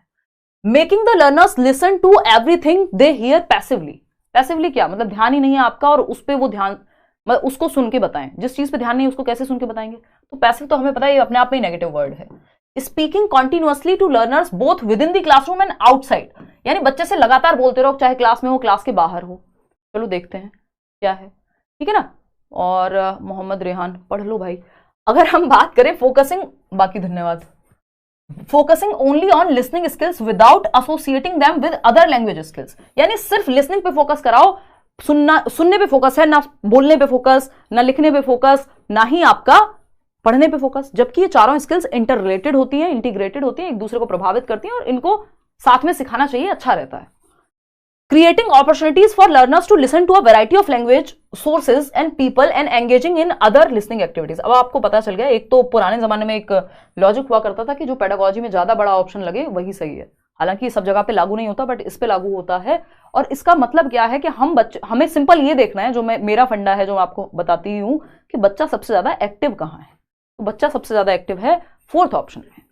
Speaking continuously to learners both within the classroom and outside classroom. तो ये थोड़ा बहुत लॉजिकल साउंड नहीं कर रहा कि आप मतलब बच्चों को क्या पागल कर देंगे बोल बोल के, क्लास में भी क्लास के बाहर भी, जब इससे बेहतर ऑप्शन हमारे पास है कि आप अवसर क्रिएट कर रहे हैं, creating opportunities for learners to listen to a variety of language sources, languages नहीं लैंग्वेज सोर्सेज, कि वो रेडियो पे भी सुन रहे हैं यानी FM भी सुन रहे हैं, वो टीवी में भी सुन रहे हैं, जब वो कोई मूवी देख रहे हैं तो वो सुन भी तो रहे हैं, माँ बाप को बात करते हुए सुन रहे हैं, स्कूल में कोई ड्रामा या प्ले हो रहा है तो वो भी सुन रहे हैं, वो टीचर को भी सुन रहे हैं, तो वेरियस सोर्सेज से, यूट्यूब से भी सुन रहे हैं, कहीं और से भी सुन रहे हैं, तो ये वेरियस सोर्सेज से बच्चे सुन रहे हैं और एंगेज कर रहे हैं लोगों के साथ जहां पे लिसनिंग एक्टिविटीज हो रही है, 4 लोगों को सुन भी रहे हैं, तो ये ज्यादा बेहतर है, बच्चा यहाँ ज्यादा एक्टिव है तो ज्यादा बेहतर सीख पाएगा आपकी लिसनिंग स्किल को। क्वेश्चन नंबर 13 देखिएगा। अच्छा हमें ये पता है, एक मिनट रुकना, पोल मत देना, ये चीज मैं एक और बार यहीं पे बता देती हूँ, अगर आपने पुरानी मैराथन देखी होंगी तो मैंने बताया है। LSRW की अगर मैं बात करूं, आपको पता है लिसनिंग यानी सुनना। अब लिसनिंग और रीडिंग क्या है, इनको हम पैसिव कह देते हैं या रिसेप्टिव स्किल्स हैं, ग्रम्यात्मक कौशल हैं जिसमें आप ग्रहण करते हैं, या पैसिव स्किल्स कह दीजिए कुछ हद तक, कि यहाँ पे आप उतने एक्टिव नहीं होते जितने आप बोलने और लिखने में होते हैं। इनको हम कहते हैं एक्टिव स्किल्स या प्रोडक्टिव स्किल्स, जहां आप भाषा को प्रोड्यूस कर रहे हैं, है ना। इतनी बात क्लियर, तो ये हमें ध्यान रखना है। स्पीकिंग और राइटिंग में इसको सक्रिय कौशल कहते हैं भाषा के, और लिसनिंग और रीडिंग को हम रिसेप्टिव या ग्रम्यात्मक कौशल कहते हैं, जबकि इसको उत्पादक कहेंगे जिसमें बच्चा एक्टिव है।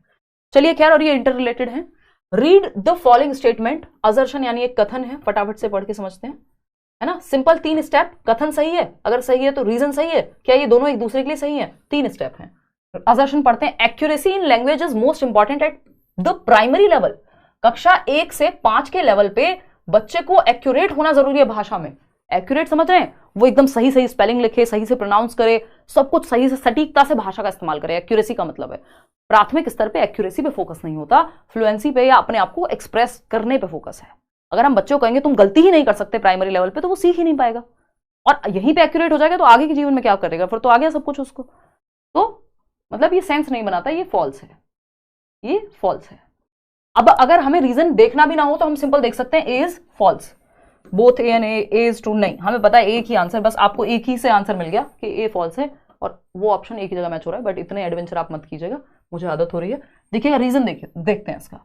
Grammar is an integral part of the primary curriculum, यानी ग्रामर जो है, व्याकरण जो है, वो आंतरिक तत्व है प्राथमिक पाठ्यचर्या का। देखिए आंतरिक तत्व का मतलब क्या है, आप संदर्भ में तो ग्रामर सीखते ही हैं, जब आप कोई कहानी, कविता, नाम सुन रहे हैं, कोई अर्थ सुन रहे हैं किसी चीज का, तो ग्रामर तो आप कहीं ना कहीं सीख ही रहे हैं इनडायरेक्टली। तो ये बात तो सही है बी, लेकिन यहां आपको कॉन्टेक्स्ट में सिखा देना है, लेकिन ए गलत है, तो इसलिए A option is the right answer. आगे बढ़ेंगे क्वेश्चन नंबर 14 पर। Theoretical positions and beliefs about the nature of language, the nature of language learning and the applicability of both to pedagogical settings is, यानी ये बिल्कुल again ये factual question है जो एकदम डिफाइंड है, इसमें मैं और आप परिवर्तन नहीं कर सकते। तो अगर हम देखें क्या पूछा, थियोरेटिकल पोजीशंस, यानी थियोरी में जो पोजीशंस हैं या बिलीफ्स हैं किसी एक भाषा की प्रकृति के बारे में या सीखने के बारे में उस भाषा को, applicability of both to pedagogical settings, क्या मतलब है इसका? इसका मतलब कुछ भी हो, लेकिन इसकी सिंपल डेफिनेशन है किसी चीज की, और ये किस चीज की डेफिनेशन है? अप्रोच की डेफिनेशन है। ये राजस्थान में भी एक एग्जाम हुआ था, उसमें भी पूछा जा चुका है इंग्लिश वाले सेक्शन में, ये आपसे सीटेट में भी पूछा जा चुका है, पूछा जा सकता है।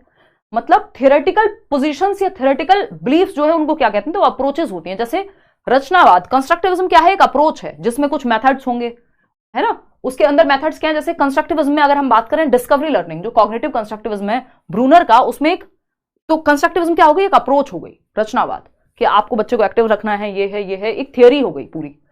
उस थियोरी या उस स्कूल के बाहर क्या है, उस मतलब उसके अंदर क्या है? कुछ मेथड्स होंगे, जैसे डिस्कवरी लर्निंग हो गया कि बच्चे को डिस्कवर करके सिखाओ। उस मेथड को भी अप्लाई करने की कुछ टेक्निक्स हो सकती हैं, हर व्यक्ति की डिफरेंट हो सकती हैं, वो भी उसमें मतलब थोड़ा बहुत अंतर आप कर सकते हैं। वो तरीके जो हैं अप्लाई करने के, उनको हम टेक्निक कहते हैं। या फिर किसी भी अप्रोच को भी अगर आप अप्लाई कर रहे हैं तो किस तरीके से कर रहे हैं वो टेक्निक कहलाएगी। सिलेबस आपको पता ही है, एक पार्ट है जिसको रिटर्न पार्ट होता है बेसिकली, जिसमें आपको पता है कुछ चैप्टर्स हैं, यूनिट्स हैं, कंटेंट अगेन सेम ही बात है, सिलेबस से रिलेटेड है। तो approach is the right word, कि जो थ्योरेटिकल बिलीफ्स हैं उनको अप्रोच कहते हैं। क्वेश्चन नंबर 15 देखिएगा, फटाफट से जवाब दीजिएगा, एक क्वेश्चन असेसमेंट पे आता ही है। रचनात्मक मूल्यांकन यानी formative evaluation, not subject to change, इसमें कोई परिवर्तन नहीं हो सकता। कराएंगे भाई मैराथन, एसएसटी की क्वेश्चंस की करा देंगे अदर टीचर्स से, डोंट वरी। देखा है अशीम, मैं कोशिश करूंगी कि मौका मिला तो मैं करा दूंगी वो वेस्ट बंगाल वाला भी। देखिएगा, नॉट सब्जेक्ट टू चेंज, यानी चेंज नहीं कर सकते फॉर्मेटिव इवैल्यूएशन को। भाई फॉर्मेटिव तो होता ही है इंप्रूवमेंट के लिए, फीडबैक के लिए। बी ऑप्शन है, what is happening in the teaching learning process, क्या हो रहा है टीचिंग लर्निंग प्रोसेस में, ये जानने के लिए। Related to ongoing development and improvement, सिर्फ जानने के लिए नहीं, फीडबैक, चेंज क्या कर सकते हैं, सुधार क्या ला सकते हैं। तो रिलेटेड टू ऑनगोइंग यानी ड्यूरिंग टीचिंग लर्निंग प्रोसेस होता है। Related to ongoing development and improvement, जब आप पोल में जवाब दे रहे हैं तो आपका इवैल्यूएशन या आपका आकलन तो हो रहा है, असेसमेंट तो आप, ये एफए ही है, फाइनल पेपर नहीं है, लेकिन आपको फीडबैक मिलेगा ऑनगोइंग डेवलपमेंट एंड इंप्रूवमेंट। अगर आप गलती कर रहे हैं मैं अभी बता दूंगी, जो समझ नहीं आ रहा होगा उसको ठीक कर दूंगी। तो ये क्या हुआ, डेवलपमेंट एंड इंप्रूवमेंट, वो भी ऑनगोइंग, जब टीचिंग लर्निंग प्रोसेस चल रही है। जब एंड में हो तो वो समेटिव इवैल्यूएशन बन जाएगा, ऐसे जिसको हम कहते हैं, वो जजमेंट के लिए होता है, ये फीडबैक के लिए होता है। Carried out at a pre specified और particular stage in the course, नहीं, वो फिर आपका ऐसे होता है कि हाफ ईयरली या ईयरली एग्जाम, ये साल भर FA1 FA2 ये सब चलते रहते हैं। क्वेश्चन नंबर 16 देखिएगा, ये क्या कहता है भाई। क्वेश्चन नंबर 16 में पूछा है, choose the strategy that matches the example. एक एग्जाम्पल दिया और आपको पहचानने के इसमें कौन सी स्ट्रेटजी का इस्तेमाल हुआ है। पहला ऑप्शन है, I focus on the language I use to make sure it is correct, यानी मैं अपनी भाषा पे अपनी भाषा पे फोकस करता हूं। आई focus on the language I use, मतलब जो मैं भाषा बोल रही हूं मैं उस पर फोकस्ड हूं कि मैं सही बोल रही हूं कि गलत बोल रही हूं। To make sure it is correct, ये मेक श्योर करने के लिए, ये प्रमाणित करने के लिए कि ये सही है। अभी आपको याद होगा कुछ दिन पहले मैंने किसी सेशन में मैं बोल रही थी कि डिस्पाइट ऑफ मेरे मुंह से निकल गया था, है ना, यानी डिस्पाइट ऑफ मैंने बोला था, उसको विद इन सेकेंड्स करेक्ट कर लिया था, या डिस्पाइट के साथ ऑफ यूज नहीं करते, ये हमने बेसिक पढ़ा है। भाई इंग्लिश हमारी मदर टंग तो है नहीं, ठीक है ना, और इस पे हमने काम ही किया है, मैंने खुद हिंदी मीडियम से पढ़ाई की है इतने साल। तो अगर हम देखें बाद में जाकर के चेंज हुई चीजें, तो अगर हम देखें डिस्पाइट ऑफ, तो ये हम यूज नहीं करते। तो ये क्या है, मैं अपनी ही लैंग्वेज को लेकर के फोकस कर रही हूं कि क्या भाषा में इस्तेमाल कर रही हूं, इस पे मेरा फोकस है। टू मेक श्योर व्हाट, कि ये सही है या नहीं है। हम इन स्पाइट ऑफ यूज करते हैं, डिस्पाइट को ऐसे यूज कर लेते हैं, सिंगल बेचारा है ना, इसको ऑफ की जरूरत नहीं है। तो ये क्या हुआ, आप जब फोकस हैं, ऐसा आपके साथ भी होता होगा कि कई बार आप भाषा बोल रहे हैं फिर आप उसको करेक्ट करते हैं, नहीं ये नहीं ये है, क्यों, क्योंकि आप देख रहे हैं कि जो आप बोल रहे हैं वो सही है कि नहीं। इसका मतलब आप मॉनिटरिंग कर रहे हैं, सेल्फ मॉनिटरिंग, और ये एक तरह से मेटा कॉग्निटिव एक्टिविटी का पार्ट हो जाएगा। मेटा लिंग्विस्टिक्स में भी आप उसको जोड़ सकते हैं, यानी सेल्फ मॉनिटरिंग, यानी बच्चा खुद से ही मॉनिटर कर रहा है। लैंग्वेजिंग होता है जब आप एक भाषा से दूसरी भाषा का या मल्टीपल लैंग्वेजेस का क्लासरूम में यूज हो रहा हो। ये मल्टीलिंगुअलिज्म में या बाइलिंगुअलिज्म में यूज होता है। मेमोराइजिंग तो सीधा रटता है, रिवाइजिंग आपको पता ही है जब आप पुनरावृत्ति कर रहे हो। क्वेश्चन नंबर 17 देखिएगा फटाफट से, 30 क्वेश्चन करने हैं, हम थोड़ा सा स्पीड बढ़ाएंगे अब। Students in class 2 sing a song, कक्षा 2 के विद्यार्थी जो हैं गाना गाते हैं। Head and shoulders, knees and toes. अब ये नीज एंड टोज तो मैं कैसे दिखाऊं, गिर जाऊंगी अगर मैं ऊपर नीचे सर और पैर ऊपर कर लूंगी तो। मतलब क्या है, they touch the correct part of their body as they sing the song. जब वो ये कह रहे हैं कि हेड एंड शोल्डर्स, एड नहीं चल रहा वो हेड एंड शोल्डर्स वाला शैम्पू का, है ना, ये सिंपल क्लास में एक सॉन्ग गा रहे हैं, बच्चे कह रहे हैं हेड एंड शोल्डर्स। तो जब वो हेड एंड शोल्डर कह रहे हैं तो हेड को टच कर रहे हैं हेड के टाइम पे, और शोल्डर को टच कर रहे हैं शोल्डर कहते हुए। समझ गए ना क्या कहानी है, total physical response. Total physical response कि जब आप कुछ भी एक्टिविटी कर रहे हैं, क्लासरूम में कुछ भी पढ़ रहे हैं, गा रहे हैं, कविता गा रहे हैं, तो क्या कर रहे हैं, आप अपने शरीर का इस्तेमाल कर रहे हैं, एक्टिविटी का इस्तेमाल कर रहे हैं। तो ये बहुत जरूरी है। इस पे देख लो, एक दूसरा क्वेश्चन है आज ही के सेशन में, और हिंदी पेडागोजी, इंग्लिश पेडागोजी दोनों में आया हुआ है, लैंग्वेज 1 लैंग्वेज 2 दोनों में आया हुआ है, ठीक है ना।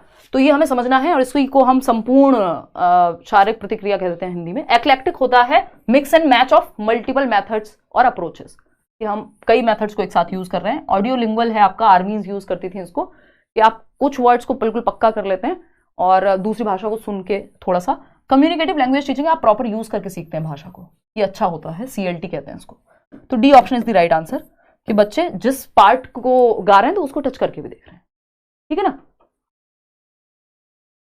ऐसा कैसे हो जाएगा साहिबा, बिल्कुल आती होंगी यार वीडियोस, मैं सेशन ले चुकी हूं। चलिए खैर आगे बढ़ते हैं। क्वेश्चन नंबर 18 देखिएगा। Students work in groups to answer 5 questions about vocabulary from the previous unit, then they exchange questions with another group and try to answer the questions. यानी बच्चे ग्रुप, मान लीजिए ग्रुप ए है जिसमें 4 बच्चे हैं, group B है जिसमें अगेन 4 बच्चे हैं, और ऐसे अलग अलग ग्रुप बने हुए हैं। 5 ग्रुप है मान लीजिए 4-4 बच्चों के, या क्लास को ग्रुप में बांट दिया हमने। 5 क्वेश्चंस हैं अबाउट वोकैबुलरी, कि भाई इसको, इसका मतलब ये होता है, एलिफेंट का मतलब हाथी है, ये है वो है। 5 क्वेश्चन है वोकैबुलरी के बारे में। अब क्या हुआ, आंसर करने को कहा गया ग्रुप ए को फ्रॉम द प्रीवियस यूनिट, पुरानी यूनिट जो उन्होंने पढ़ी थी उसके बारे में कुछ क्वेश्चंस थे। दे एक्सचेंज क्वेश्चंस, अब ग्रुप ए ने ये वाले क्वेश्चंस अपने एक्सचेंज कर लिए, बी को दे दिए with another group and try to answer the questions. अब इनको कहा ग्रुप बी वालों को कि तुम कोशिश करो जवाब देने की इन क्वेश्चंस का, यानी पीयर असेसमेंट। आप, मैंने कुछ याद किया और मैं अपने दोस्त को कह रही हूं सुन ले भाई, और फिर मैं उससे सुन रही हूं तुम बताओ इसका मतलब क्या होता है। यानी पीयर्स, यानी साथी समूह, क्लासमेट्स, दोस्त जो भी है उनको हम पीयर्स कहते हैं, सहपाठी। वो क्या कर रहे हैं यहाँ पे, एक दूसरे का आकलन कर रहे हैं, ग्रुप से एक दूसरे का आकलन कर रहे हैं। Peer assessment. सेल्फ असेसमेंट होता है जब आप खुद से ही खुद का आकलन कर रहे हैं कि भाई मेरे कितने बन रहे हैं मॉक टेस्ट में। इसको असेसमेंट एज लर्निंग में भी डाल देते हैं, और एज लर्निंग में ही पीयर असेसमेंट भी आ जाता है। फीडबैक तो होता है प्रतिपुष्टि, तो ये तो टीचर से लेंगे आप। रीडिंग असेसमेंट तो अगेन कि पढ़ने का आकलन। तो यहाँ पे अब आपको पता है कि आपकी जो नेशनल एजुकेशन पॉलिसी है, बहुत बढ़िया अदिति, जो नेशनल एजुकेशन पॉलिसी है वो 360 डिग्री असेसमेंट की बात कर रही है आज की डेट में, है ना। होलिस्टिक असेसमेंट, यानी आकलन भी आपका सर्वांगीण होना चाहिए, ऑलराउंड आकलन। सिर्फ आपका पेन पेपर टेस्ट नहीं, आपका दिमाग, दिल, शरीर सबको इंक्लूड कर लो। होलिस्टिक असेसमेंट इंपॉर्टेंट है, ध्यान रखना, नए तरीके से पूछा जा सकता है। होलिस्टिक असेसमेंट ये CDP से लेके हर जगह काम आएगा। होलिस्टिक असेसमेंट, या हम इसको कह दे रहे हैं 360 डिग्री रिपोर्ट कार्ड या 360 डिग्री असेसमेंट। इसमें क्या है भाई कि बच्चे का सेल्फ असेसमेंट, वो खुद को कितने नंबर देगा किसी चीज में, वो भी इसमें शामिल है ना। पीयर्स, उसके साथी कितना उसको नंबर दे रहे हैं किसी चीज में, नंबर मतलब क्या फीडबैक दे रहे हैं, कितना उसको रेट करेंगे। टीचर्स कितना उसको रेट करेंगे, या टीचर्स का क्या फीडबैक है। तो इसमें ये 360 डिग्री हो गया, सब इंक्लूड हो गए, है ना, आकलन। तो आगे बढ़ते हैं क्वेश्चन नंबर 19 पर, फटाफट से पढ़ के जवाब दीजिएगा। है ना, इतनी रात में आप बने हुए हैं। देखिए क्वेश्चन नंबर 19 देखिए इसी बात पे। I like it when the teacher gives me a card with a word or phrase on it and I have to act it out for the rest of the class so that they guess the word। वो समझ गए, डम शराट खेला होगा किसी ने, देखा होगा मूवीज में, है ना, कि भाई 2 वर्ड होंगे, ऐसे होगा, फिर आप एक्टिंग करते हो। कोई मूवी बताना, एक तो मेरी एक्टिंग स्किल्स तो महान ही है। एनिमल की एक्टिंग, ओहो हाँ, तो मान लीजिए मेरे पास एक कार्ड है, मैंने एक बच्चे को, मतलब मैं बच्चा हूँ वो क्लास का जिसको एक कार्ड दिया गया है ना। अब हो सकता है उस पर एक एलिफेंट का चित्र बना हो, तो मैं हाथी की तरह कुछ तो सूंड हिलाने की कोशिश करूंगी, कुछ और करूंगी, हाँ ये पकड़ के, और इस तरह से मैं एक्टिविटीज करूंगी। बच्चों को खुद से पहचानना है कि क्या है उसमें, ठीक है ना। Find the learners comments with the learners preferences listed below. I remember language well when I am kinesthetically involve. यानी जब मैं फिजिकल एक्टिविटी करके कोई चीज करता हूं तो मुझे याद रहती हैं चीजें, बिल्कुल याद रहेंगी। सही बात है, बच्चा एक्टिव है, फिजिकली भी एक्टिव है। काइंस्थेटिकली का मतलब क्या है, बॉडी से एक्टिव है वो। आई remember language well when I see it, सिर्फ देख के नहीं, सबसे ज्यादा आप करके सीख रहे हैं ना, यहाँ पे लर्निंग बाय डूइंग हो रही है। I remember language well when I hear it. I remember language well when I memorise, याद करता हूं। नहीं, सबसे ज्यादा एक्टिव है बच्चा यहाँ, उसके बाद विजुअलाइज करने पे, सी पे, फिर हियरिंग। तो ए option is the right answer. और वैसे भी इसमें जब बच्चा कोई एक्टिविटी करके दिखा रहा है तो इसका मतलब हो गया कि वो फिजिकली एक्टिव है। क्वेश्चन नंबर 20 देखिएगा। क्वेश्चन नंबर 20 क्या कहता है भाई, एक असर्शन है और एक रीजन है। फटाफट से चेक करते हैं। All children who enter school are competent language users according to their age. यानी वो सभी बच्चे जो भी स्कूल में आते हैं, यानी पहली कक्षा में आप कब बैठ रहे हैं, 6 साल का बच्चा, और उसको भाषा इस्तेमाल करनी अच्छे से आती है अपनी उम्र के अनुसार। 6 साल के बच्चों को अपनी बात कहना, सुनना, जो भी उसकी मातृभाषा होगी, मदर टंग होगी, वो उसको आती होगी। सही है ये बात, ट्रू है एकदम, इज ट्रू। रीजन क्या दिया है इसका, क्यों आती होगी, due to language and cultural diversity they are unable to demonstrate their abilities. अब ये गड़बड़ हो गई, ये कह रहे हैं कि उनको भाषा तो आती है जब वो स्कूल में आ रहे हैं, अपनी भाषा उनको अपने एज के हिसाब से आती है, लेकिन due to language and cultural diversity, एक क्लास में बहुत सारे तरह तरह के बच्चे हैं, कई संस्कृति, कई भाषाएं बोलने वाले बच्चे होंगे, तो वो अनेबल होते हैं अपनी क्षमताओं को प्रदर्शित करने में, अपने आप को वो प्रदर्शित कर नहीं पाते। देखो ऐसा हो सकता है कभी कभार, लेकिन हम यहाँ पे डाइवर्सिटी को, मल्टीलिंगुअलिज्म को, बहुभाषावाद को, कि एक क्लास में मल्टीपल भाषाएं बोलने वाले बच्चे होंगे, मल्टीपल संस्कृति से बच्चे होंगे, इंडिविजुअल डिफरेंसेस होंगे, व्यक्तिगत विभिन्नताएं होंगी, सारे बच्चे एक जैसे नहीं हो सकते। इस बात को हम एक एसेट, एक रिसोर्स मानते हैं, ना कि इसे एक प्रॉब्लम मानते हैं। इस वजह से नहीं वो अपनी क्षमताओं को इस्तेमाल कर रहे हैं क्योंकि कई सारी भाषाएं हैं, नहीं, हम इसको रिसोर्स मानते हैं। तो ये फॉल्स हो गया, तो A is right but R is false. तो D option is the right answer over here. आगे बढ़ेंगे, क्वेश्चन नंबर 21 देखिएगा। मंजीत एक बच्चा है, फटाफट से पढ़ेंगे। Manjeet of class 5 speaks in different ways to his teacher, to his friends. यानी मंजीत कक्षा 5 का बच्चा अपने टीचर से अलग तरीके से बात करता है। क्लासरूम में good morning sir, good morning ma'am, है ना। फ्रेंड्स से अलग तरीके से, ओए ओए क्या हालचाल है, मैं तो डोरेमोन देख रहा हूँ आजकल, तू क्या देख रही है। ये क्या हुआ, ये वो दोस्तों से बात कर रहा है, टीचर से गुड मॉर्निंग किया था आके। And also to a 2-year-old child, जब वो 2 साल के बच्चे से बात कर रहा है जो उससे छोटा है, तो वो क्या करेगा, वो अरे मेरा भाई इससे खेलेगा, वो एक अलग जोन में आ जाएगा। जब हम बच्चों से बात करते हैं तो हमारी भाषा चेंज हो जाती है, या हम एक डॉग से भी बात कर रहे हैं तो ऐसे थोड़ी बात करेंगे जैसे हम आपस में बात करते हैं। तो it means Manjeet knows how to use language in social situations. किस सामाजिक संदर्भ में, किस सोशल सिचुएशन में, किस सोशल कॉन्टेक्स्ट में कैसी भाषा का इस्तेमाल करना है। मंजीत स्मार्ट बंदा है यहाँ पे, 5वीं कक्षा का। What is this attribute of a language known as, ये क्या है। अभी हमने बात की थी कि ये मेटा लिंग्विस्टिक एबिलिटीज में ही आता है, जिसको हम प्रैग्मेटिक्स कहते हैं, यानी practical use of a language. कि आप अपने पिताजी से जैसे बात करते हैं वैसे आप अपने दोस्तों से नहीं करते, हालांकि आपके दोस्त एक्सपेक्ट कर सकते हैं कि वैसे ही बात करो, है ना। तो जैसे आप अपने पिताजी से बात करते हैं, जिस टोन में या जिस लहजे में या जिस तरह से आपकी बॉडी लैंग्वेज, वैसे आप अपने दोस्तों से नहीं करते। जैसे दोस्तों से करते हैं वैसे पिताजी से नहीं करते, अगर करेंगे तो मार पड़ेगी। और अगर आप करने जाएंगे, कहेंगे अरे यार मम्मी, तो हो सकता है कभी आपकी मम्मी का मूड ठीक ना हो, अगर वो मजे के मूड में है, आपको दोस्तों की तरह ट्रीट कर रही है उस मोमेंट में, तो हो सकता है वो कहें हाँ ठीक है बेटा। लेकिन अगर उनका मूड ठीक नहीं और आपने कह दिया अरे यार पापा, तो चप्पल पड़ने की पूरी संभावना है। क्यों, क्योंकि प्रैग्मेटिकली गलत है। आपको पता होना चाहिए कहाँ पे, किसके सामने, जब आपको कुछ चाहिए होता है तो आप कितना अच्छा बिहेव करते हैं, है ना, कि पापा, मम्मी पापा खुद ही बोल देंगे बेटा क्या चाहिए बताइए दे। तो आपको प्रैक्टिकली यूज करना आता है किस सिचुएशन में कहाँ किस भाषा का इस्तेमाल करना है। तो ये प्रैग्मेटिक्स है भाषा का। भाई हिंदी में भी तो एक्सप्लेन कर रही हूं, इंग्लिश को इससे ज्यादा हिंदी में कौन एक्सप्लेन करेगा।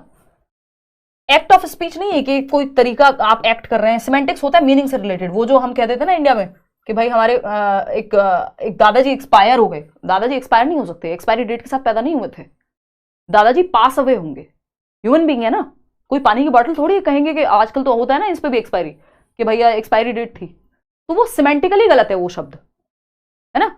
सिंटैक्ट क्या होता है, वो आपका स्ट्रक्चर से संबंधित है। तो ये प्रैग्मेटिक्स है कि आपको पता है कि आप किसके सामने कैसे, किस लहजे में बात कर रहे हैं, या किस सामाजिक संदर्भ में आपको कैसे बात करनी है। जब आप एक स्पीच देने जा रहे हैं तो एक तरह से बात करेंगे, जब आप घर में बैठे तो एक तरह से बात करेंगे। क्वेश्चन नंबर 22 देखिए, a mother notices that her child sometimes says things that she has never heard adults or her siblings say. She is confused as she believes that the child learns language by imitating people in her family and immediate surroundings. ये वो question नहीं है, मुझे लगा repeat हुआ है but हुआ नहीं है। ये क्वेश्चन क्या है, एक मदर ने नोटिस किया कि उनका जो बच्चा है वो कई बार ऐसी चीजें कह देता है जो उसने सुनी नहीं है कभी आसपास से। शी इज कंफ्यूज्ड, वो कंफ्यूज है, क्यों? Because she believes that the child learns language by imitating people, क्योंकि उनका ये विश्वास है, उनका ये मानना है कि बच्चे भाषा इमिटेट करके सीखते हैं, दूसरों की नकल करके सीखते हैं। इमिटेशन का मतलब क्या है, नकल करके सीखना। अब जो चीज उसने सुनी ही नहीं उसकी नकल कैसे कर पा रहा है, वो नए शब्द लाएगा कहां से? तो children learn language by imitating people in her family and immediate surroundings, जो भी उनके आसपास भाषा बोली जा रही है उसी को नकल करके वो बोलते हैं। हर बिलीफ रिजोनेट्स विद, यानी माताजी का ये मानना कि जो बच्चे हैं वो भाषा को इमिटेट करके, यानी उसका अनुकरण करके, उसकी नकल करके सीखते हैं, ये किस और संकेत करता है कि माताजी किस अप्रोच में विश्वास रखेंगी भाषा को सीखने की? मल्टीलिंगुअलिज्म, बहुभाषितावाद, एक से ज्यादा भाषाओं की बात हो रही है या नहीं? तो ये तो हो ही नहीं सकता, आपने कैसे लगा दिया है? नेटिविज्म, नेटिविज्म तो कहेगा भाई जो आपका नेटिविज्म ही तो है, नेटिविस्ट ही हैं आपके जो नॉम चॉम्स्की हैं, जो ये कहते हैं कि इनेट एबिलिटी है भाषा को सीखने की। लेकिन इन्होंने क्या कहा है कि बच्चा इमिटेट करके ही भाषा सीखता है, इनका ऐसा मानना है। तो ये जो इमिटेट करके भाषा सीखने का मानना है, ये आया कहां से? ये किस थ्योरी का पार्ट है? तो ये बिहेवियरिज्म का पार्ट है, व्यवहारवाद का। ये तो जनरेट करने की बात करेंगे भाषा को, है ना। इससे पहले आया था क्वेश्चन जिसमें ये पूछा था व्यवहारवाद। व्यवहारवाद ये कहता है, जो आपके स्किनर हैं वो भी ये कह रहे हैं, हालांकि बेंडूरा भी यही कहते हैं कि बच्चा क्या है, लैंग्वेज को इमिटेट करके, नकल करके सीख रहा है और फिर आप उसको रीइंफोर्स करते हैं, ऐसा स्किनर कहते हैं। हालांकि बेंडूरा भी पहले बिहेवियरिस्ट ही थे। तो अगर हम देखें यहाँ पे, तो ये बिहेवियरिस्ट थॉट है, बिहेवियरिस्टिक थॉट है कि बच्चा नकल करके सीखता है भाषा अपनी सराउंडिंग से इमिटेट करके। तो बीएफ स्किनर हो चाहे यहाँ बेंडूरा हो, बीएफ स्किनर तो स्पेशली जब इमिटेट करके भाषा सीखने की बात आए तो स्किनर लगा दीजिएगा, ये क्वेश्चन पूछा जाता है अगर हम लैंग्वेज में बात करें। कंस्ट्रक्टिविज्म तो भाई कहेगा एनवायरमेंट से एक्टिवली सीख रहा है ना। तो C option is the right answer. और अगर यहाँ पे लिखा होता कि रीइंफोर्समेंट, गुड, वेरी गुड, शाबाश, जब हम बच्चों को कह रहे हैं उससे भाषा सीख रहा है नकल के साथ साथ, तब भी आंसर बिहेवियरिज्म ही होता। क्वेश्चन नंबर 23 देखिएगा और जवाब दीजिएगा।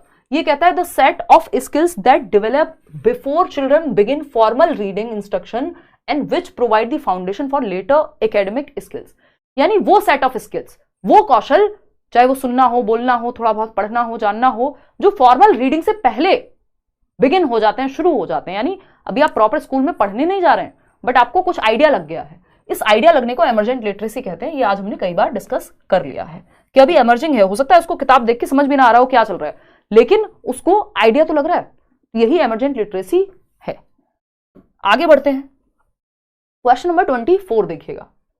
क्वेश्चन नंबर 24 क्या कहता है, a grandmother loves to read out stories from books to young children. एक ग्रैंड मदर है, एक दादी माँ है, वो अपने छोटे जो उनके बच्चे हैं, मतलब जो उनके बच्चों के बच्चे हैं, उनको क्या कर रही हैं, स्टोरी सुना रही हैं, स्टोरी बुक्स से, खुद से नहीं, बुक्स से, यानी बुक्स का इस्तेमाल हो रहा है स्टोरी सुनाते समय।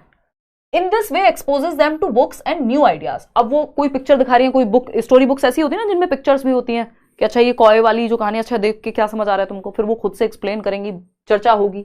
इसको अगेन डायलॉगिक रीडिंग कहेंगे कि डायलॉग के माध्यम से हम रीड कर रहे हैं। डायलॉग मतलब बातचीत, किसके बीच में, ग्रैंड माँ और ग्रैंड चिल्ड्रन के बीच में, है ना। तो ये डायलॉगिक रीडिंग हो गई। अभी हम थोड़ी देर पहले भी बात कर रहे थे, जब एक अडल्ट और बच्चे डायलॉग करके एक बुक बीच में होती है, मतलब वो भी पार्ट है बुक भी, तो उसको डायलॉगिक रीडिंग कहते हैं। मॉडल रीडिंग होती है जब टीचर ने पढ़ के बताया सही तरीके से और आप भी वैसे ही पढ़ रहे हैं। अलाउड रीडिंग होती है, लाउड रीडिंग कहते हैं, ये साइलेंट है। तो लाउड रीडिंग क्या होती है कि जब आप जोर जोर से बोल करके पढ़ रहे हैं, इससे भी उच्चारण ठीक होता है। शेयर्ड रीडिंग है जब आप ग्रुप में पढ़ रहे हैं। चलिए खैर आगे बढ़ते हैं, क्वेश्चन नंबर 25। ये क्या कहता है भाई, देखते हैं एक बार। क्वेश्चन नंबर 25 कहता है an approach to teaching reading that, an approach to teaching reading, यानी आप रीडिंग सिखा रहे हैं, that starts with basic elements like letters से शुरू हो रही है। लेटर्स क्या है, ए बी सी डी, है ना, अ से अनार, अ से आम, ये सब। एंड फोनीम्स, यानी अब इनको जोड़ के कैसे एक वर्ड बनेगा, CAT, कैट। पहले आपने लेटर सीखे, अब आप ये लेटर्स जोड़ के वर्ड बनाना सीख रहे हैं, यानी साउंड कैसी बनती है, C और H मिलते हैं तो च की साउंड बनती है, ये फोनीम है। And teachers children that phonemes can be combined into words. अब इन फोनीम्स को जोड़ दिया आपने और लिखा चौधरी, तो ये क्या है, एक वर्ड बन गया, है ना। तो before moving on to reading as a whole, तो आप पार्ट से होल की तरफ जा रहे हैं, इसका मतलब बॉटम से अप की तरफ जा रहे हैं, बॉटम अप अप्रोच है। टॉप डाउन क्या होता है, सीधा स्टोरी से शुरू करके तब आप पैराग्राफ पे आते, पैराग्राफ से सेंटेंस पे आते, सेंटेंस से आप फ्रेजेस पे आते, वर्ड मीनिंग पे आते, वर्ड मीनिंग से लेटर पे आते, फिर उसके बाद बताते कि फोनीम से उस पे लेटर पे आते। तो बॉटम अप अभी हमने इस पर बात की ही थी। होल लैंग्वेज अप्रोच इसको कहेंगे नहीं, क्योंकि जस्ट कहानी सुना करके एक मीनिंग समझने की बात नहीं हो रही है। क्वेश्चन नंबर 26 देखिएगा, असर्शन क्या है, use of phonetic spelling slows down the ability to learn to spell correctly. यानी जब आप फोनेटिक स्पेलिंग का इस्तेमाल करते हैं तो वो आपकी एबिलिटी को खत्म कर देती है करेक्टली प्रोनाउंस करने की, बल्कि हमें मदद मिलती है, थोड़ा स्लो कर सकती है। When young children use spellings that they invented rather than conventional spellings, it does not slow down their ability to learn to spell correctly। अब क्या बात चल रही है, कहना क्या चाहते हैं, और 4 क्वेश्चन है, जवाब दीजिए फिर हम आगे बढ़ेंगे।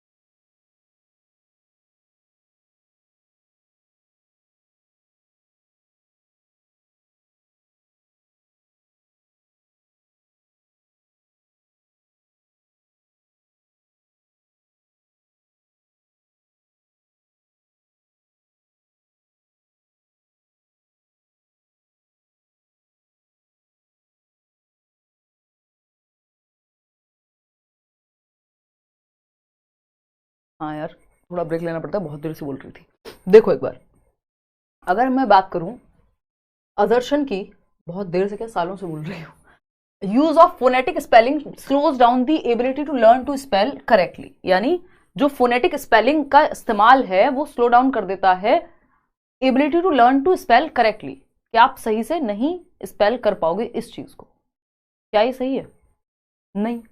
When young children use spellings that they invented rather than conventional spellings, it does not slow down their ability to learn to spell correctly। कई बार जो स्पेलिंग वो इन्वेंट कर रहे होते हैं या लिख रहे होते हैं, वो उसमें भी कई बार करेक्ट स्पेल कर जाते हैं।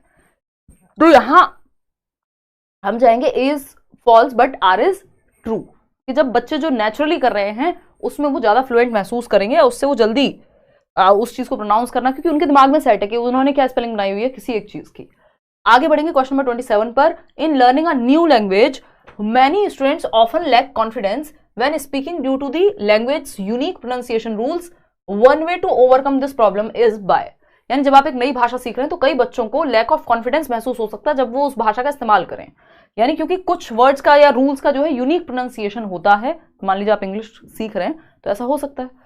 तो correcting errors whenever they happen, जैसे ही गलतियां हो बच्चों को तुरंत करेक्ट कर दो, नहीं, उनको टाइम दीजिए, इनडायरेक्टली उसको करेक्ट करने दीजिए। Letting children read loud in class, इससे क्या होगा, using game like activities that require verbal interaction in the class, हाँ ये अच्छा लग रहा है। कंडक्टिंग स्पेशल स्पीच थेरेपी, इसके लिए कोई दिक्कत थोड़ी है बच्चे को, भाषा की एक्टिविटीज ऐसा मौका दो जहां वो वर्बल इंटरेक्शन कर पाए, तो अपने आप उनको कॉन्फिडेंस आ जाएगा, भाई बोल के ही तो भाषा सीखेंगे। क्वेश्चन नंबर 28 देखिएगा, ये क्या कहता है, a teacher of class 3rd is presenting new vocabulary to the learners, which one of the following is an effective way to present the new vocabulary. अब कक्षा 3 है, नए नए शब्द आ रहे हैं कि भाई अर्ली का मतलब जल्दी होता है, कैट का मतलब बिल्ली तो पहले ही सीख चुके थे। The teacher should write its meaning on the blackboard as ask learners to learn it by heart, रट्टा लगवा रहे हैं तो आप भैया इसको घोल के पी जाओ। The teacher should tell them the antonyms of words and give them the meaning of the, ये रट्टा लगवाने वाली ही बात है कि आपने सीधा एंटोनिम की लिस्ट दे दी कि ये विलोम शब्द हैं। The teacher should give them a concise definition of words, इसमें भी आप रट्टा ही लगवा रहे हैं। The teacher should try to explain a word's meaning in the situation in which it occurs. सबसे बेस्ट क्या होता है, सिचुएशन के थ्रू समझाना या कॉन्टेक्स्ट या संदर्भ से जोड़कर समझाना, रियल लाइफ एग्जांपल से कि उस स्टोरी में कोई वर्ड अर्ली कहाँ है, early to bed, early to rise, ये क्या है। अब अर्ली टू बेड कॉन्टेक्स्ट में समझा रहे हैं कि भाई समय से बेड पे जाना यानी सो जाना और समय से उठना अच्छा होता है, यानी फटाफट से, इसका मतलब कॉन्टेक्स्ट में समझाया आपने, नहीं तो हम अर्ली को शीघ्र ही याद करते रह जाएंगे, ठीक है ना।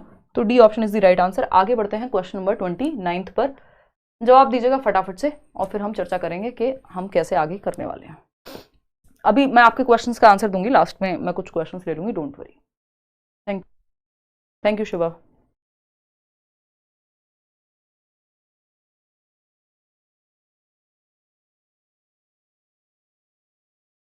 और खांसू, जल्दी सबको खांस के दिखाओ।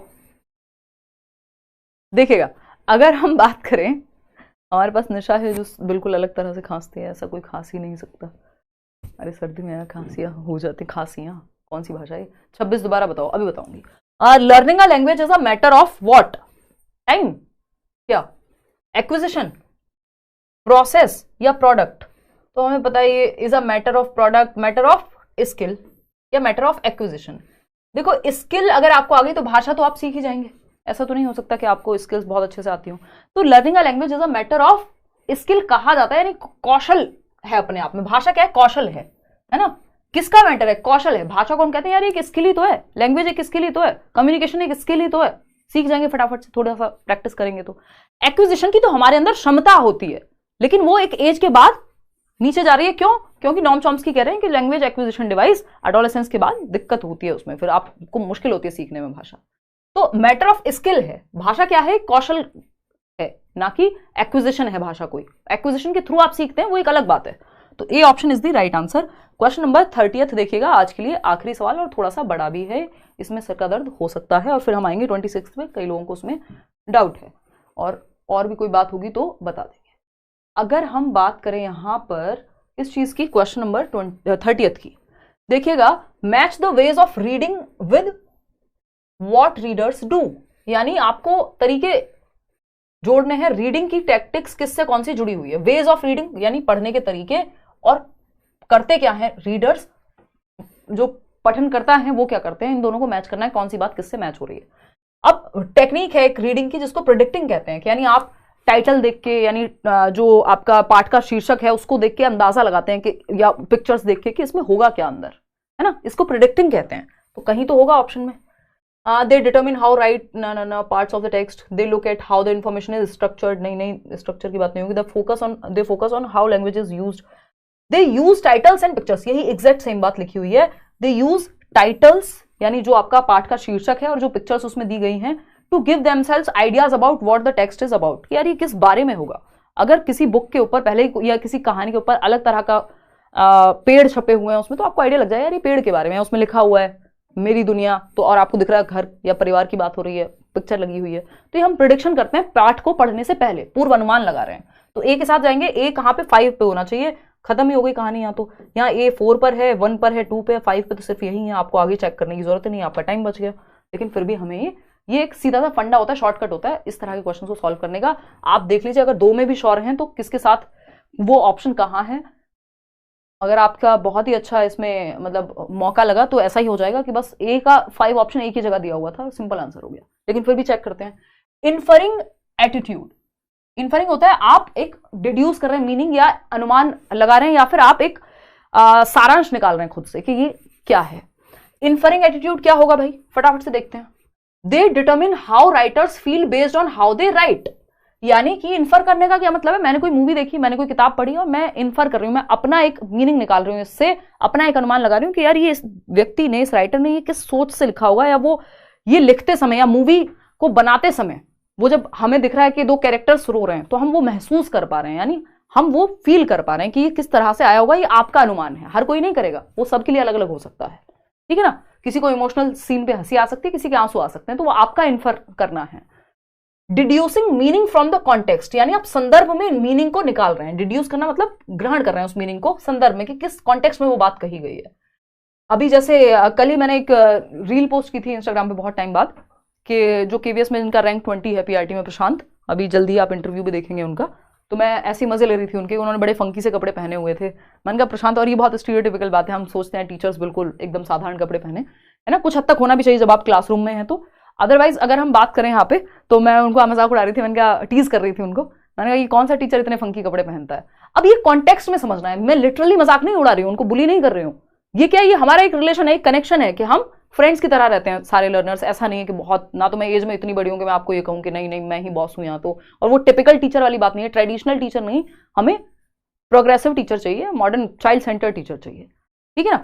तो डिड्यूसिंग मीनिंग फ्रॉम कॉन्टेक्स्ट है, कॉन्टेक्स्ट में जिसको समझ आया उसको लगा हाँ ठीक है यार मजाक कर रहे हैं तो लोग, जिसको नहीं आया उसको लगा यार परेशान कर रहे हो आप तो इनको। तो डिड्यूसिंग मीनिंग फ्रॉम कॉन्टेक्स्ट क्या है, किस संदर्भ में बात कही गई है। They use parts of the text to help them understand unfamiliar lexes, यानी संदर्भ में समझ रहे हैं आप। हो सकता है कई बार आपको चीजें वहां पे संदर्भ में कैसे समझ रहे हैं, आप वो वीडियो देख के समझ रहे हैं, उसमें वर्ड्स नहीं है ना, म्यूजिक है सिर्फ, वो आपको एक्शन से समझना है। तो उसी तरह से यहां पे भी क्या है कि कई बार आपको कोई कहानी में एक दो वर्ड समझ नहीं आए मान लीजिए, या किसी लाइन में, तो आप वो संदर्भ से समझ लेते हैं कि इस कहानी में ये बारे में बात हो रही तो ऐसा हुआ होगा, चाहे आपको वर्ड समझ आया ना हो। इंटेंसिव रीडिंग, इंटेंसिव रीडिंग होती है जब आप क्लासरूम में टेक्स्ट पे फोकस करते हैं, एक्सटेंसिव होती है जब आप मजे के लिए कोई नॉवल पढ़ रहे हैं, है ना। तो इंटेंसिव रीडिंग क्या है, they look at how the information is structured, नहीं स्ट्रक्चर के बारे में नहीं, they focus on how language is used in a piece of text, जब टेक्स्ट के बारे में। तो डी का 4 और ई का 3 आइडेंटिफाइंग टेक्स्ट ऑर्गेनाइजेशन, कि कैसे ऑर्गेनाइज हुआ, यानी स्ट्रक्चर के बारे में है। तो सिंपल जवाब है, कोई इसमें दिक्कत नहीं है। क्वेश्चन नंबर 26 में कई लोगों को समस्या है, पहले उस पर आ जाते हैं, फिर मैं आपके सवाल लूंगी और आउट ऑफ 30 क्वेश्चंस कितने आपने ठीक किए वो भी बताइएगा। क्वेश्चन नंबर 26 देखिएगा, रीड द फॉलोइंग, ये सेशन रिवीजन के तौर पे मल्टीपल टाइम्स देखिएगा, या तो या ये पीडीएफ में शेयर करूंगी, समझने की कोशिश कीजिएगा कि मैंने एक ऑप्शन में आपको बहुत सारी चीजें एक्सप्लेन की हैं। हमें 1 घंटे से ज्यादा हो गया इन 30 क्वेश्चन को करते हुए, यानी 2-3 मिनट एक क्वेश्चन पे हमने लगाए हैं। तो वो सारे ऑप्शंस को समझना जरूरी है, ताकि आप, क्योंकि सिलेबस सेम ही है, यही चीजें घुमा फिरा के पूछी जानी है, तो वो आपके दिमाग में सेट हो जाए। हाँ, आज पेड क्लास में, मतलब बैच में क्लास नहीं हुई थी भाई, कुछ एक तो कंफ्यूजन थी, बिल्कुल एंड मोमेंट में मेरे को पता लगा। मुझे ये था कि आप लोग बोल रहे थे फ्राइडे को कि छुट्टी रहेगी मंडे को, तो मुझे खुद आइडिया नहीं था। फिर वो एंड मोमेंट पता लगा, तब तक मेरे को, मतलब I was not feeling energetic enough, तो मैंने सोचा फिर कल से करते हैं। देखिएगा क्वेश्चन नंबर 26, असर्शन की अगर हम बात करें यहाँ पे, और एक रीजन है, use of phonetic spelling slows down the ability to learn to spell correctly, यानी आपको यूज ऑफ फोनेटिक स्पेलिंग, कि आपको पता चल गया सी और एच मिलकर के च की साउंड निकालते हैं, है ना। ये क्या है, use of phonetic spelling slows down the ability to learn to spell correctly. भाई अगर आपको पता है कि सी और एच मिलकर च बनता है, क भी बन सकता है कई केसेस में, अब आपको फोनेटिक स्पेलिंग की नॉलेज हो गई, तो ये, लेकिन ये फोनेटिक नॉलेज तो आपको क्या करेगी, हेल्प करेगी कि आप सही से प्रोनाउंस करें, बल्कि आप गलत ना करें। अगर आपको फोनेटिक नॉलेज है कि भाई इस वर्ड में, नॉलेज में के साइलेंट है, तो ये आप सही से प्रोनाउंस करेंगे। इससे स्लो डाउन कहां हो रहा है भाषा को सीखना या स्पेल करना, ये तो फास्ट करेगा इस चीज को। इन्होंने कह दिया स्लो डाउन हो जाएगा, तो इसीलिए ये ए गलत था, तो ए इज फॉल्स। रीजन क्या है इसका, when young children use spellings that they invented rather than conventional spellings, it does not slow down their ability to learn to spell correctly. जब वो खुद से भी, जो भी बच्चा खुद करता है वो तो वैसे भी नेगेटिव होता नहीं है, तो जो वो खुद से अपना एक आइडिया लगा रहा है कि नहीं इस शब्द को ऐसे कहते हैं ऐसे कहते हैं, तो वो बच्चा एक्टिव है वहां पे, तो ये इसलिए पूरी तरह से गलत नहीं है। तो इसको हम R is true but A is false, अगर स्लो डाउन नहीं लिखा होता तो दोनों सही हो जाते हैं, ठीक है जी। तो आउट ऑफ 30 क्वेश्चंस आपने कितने ठीक किए, ये आप थोड़ा सा बताने का कष्ट हमें कर दीजिए। और ये टेलीग्राम पे मिल जाएगी आपको पीडीएफ, टेलीग्राम चैनल में आपको दिखा देती हूँ। फेक चैनल, फेक वेबसाइट से मत जुड़िएगा, सिर्फ करियरविल ऐप पे कोर्स वगैरह होते हैं, इसके अलावा आप कहीं भी इस चक्कर में मत जुड़िएगा। लाइक शेयर सब्सक्राइब आप कर चुके होंगे, होपफुली आपको सेशन पसंद ही आया होगा।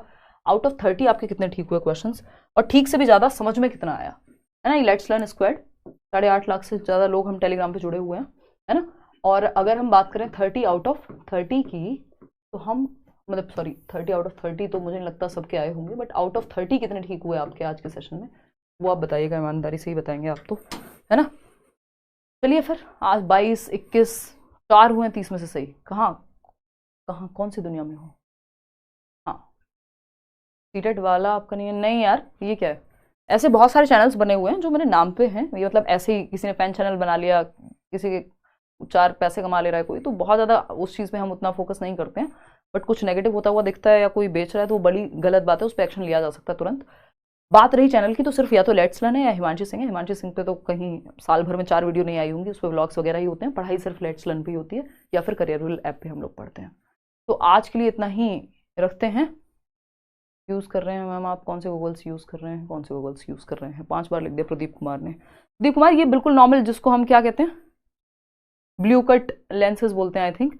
ये बस लाइट, क्योंकि यहाँ इतनी लाइट होती है और स्क्रीन पे मुझे हर टाइम देखना होता है, तो उसमें हेल्प कर देते हैं। बाकी आई साइट की अभी तक तो कोई दिक्कत नहीं है, उम्र के साथ आ जाए तो बात अलग है। अभी आंखें चल रही हैं ठीक, काफ़ी सालों से स्क्रीन का ही काम है, फिर भी अभी बची हुई हैं आंखें, है ना। तो चलिए आज के लिए इतना ही रखते हैं। धन्यवाद।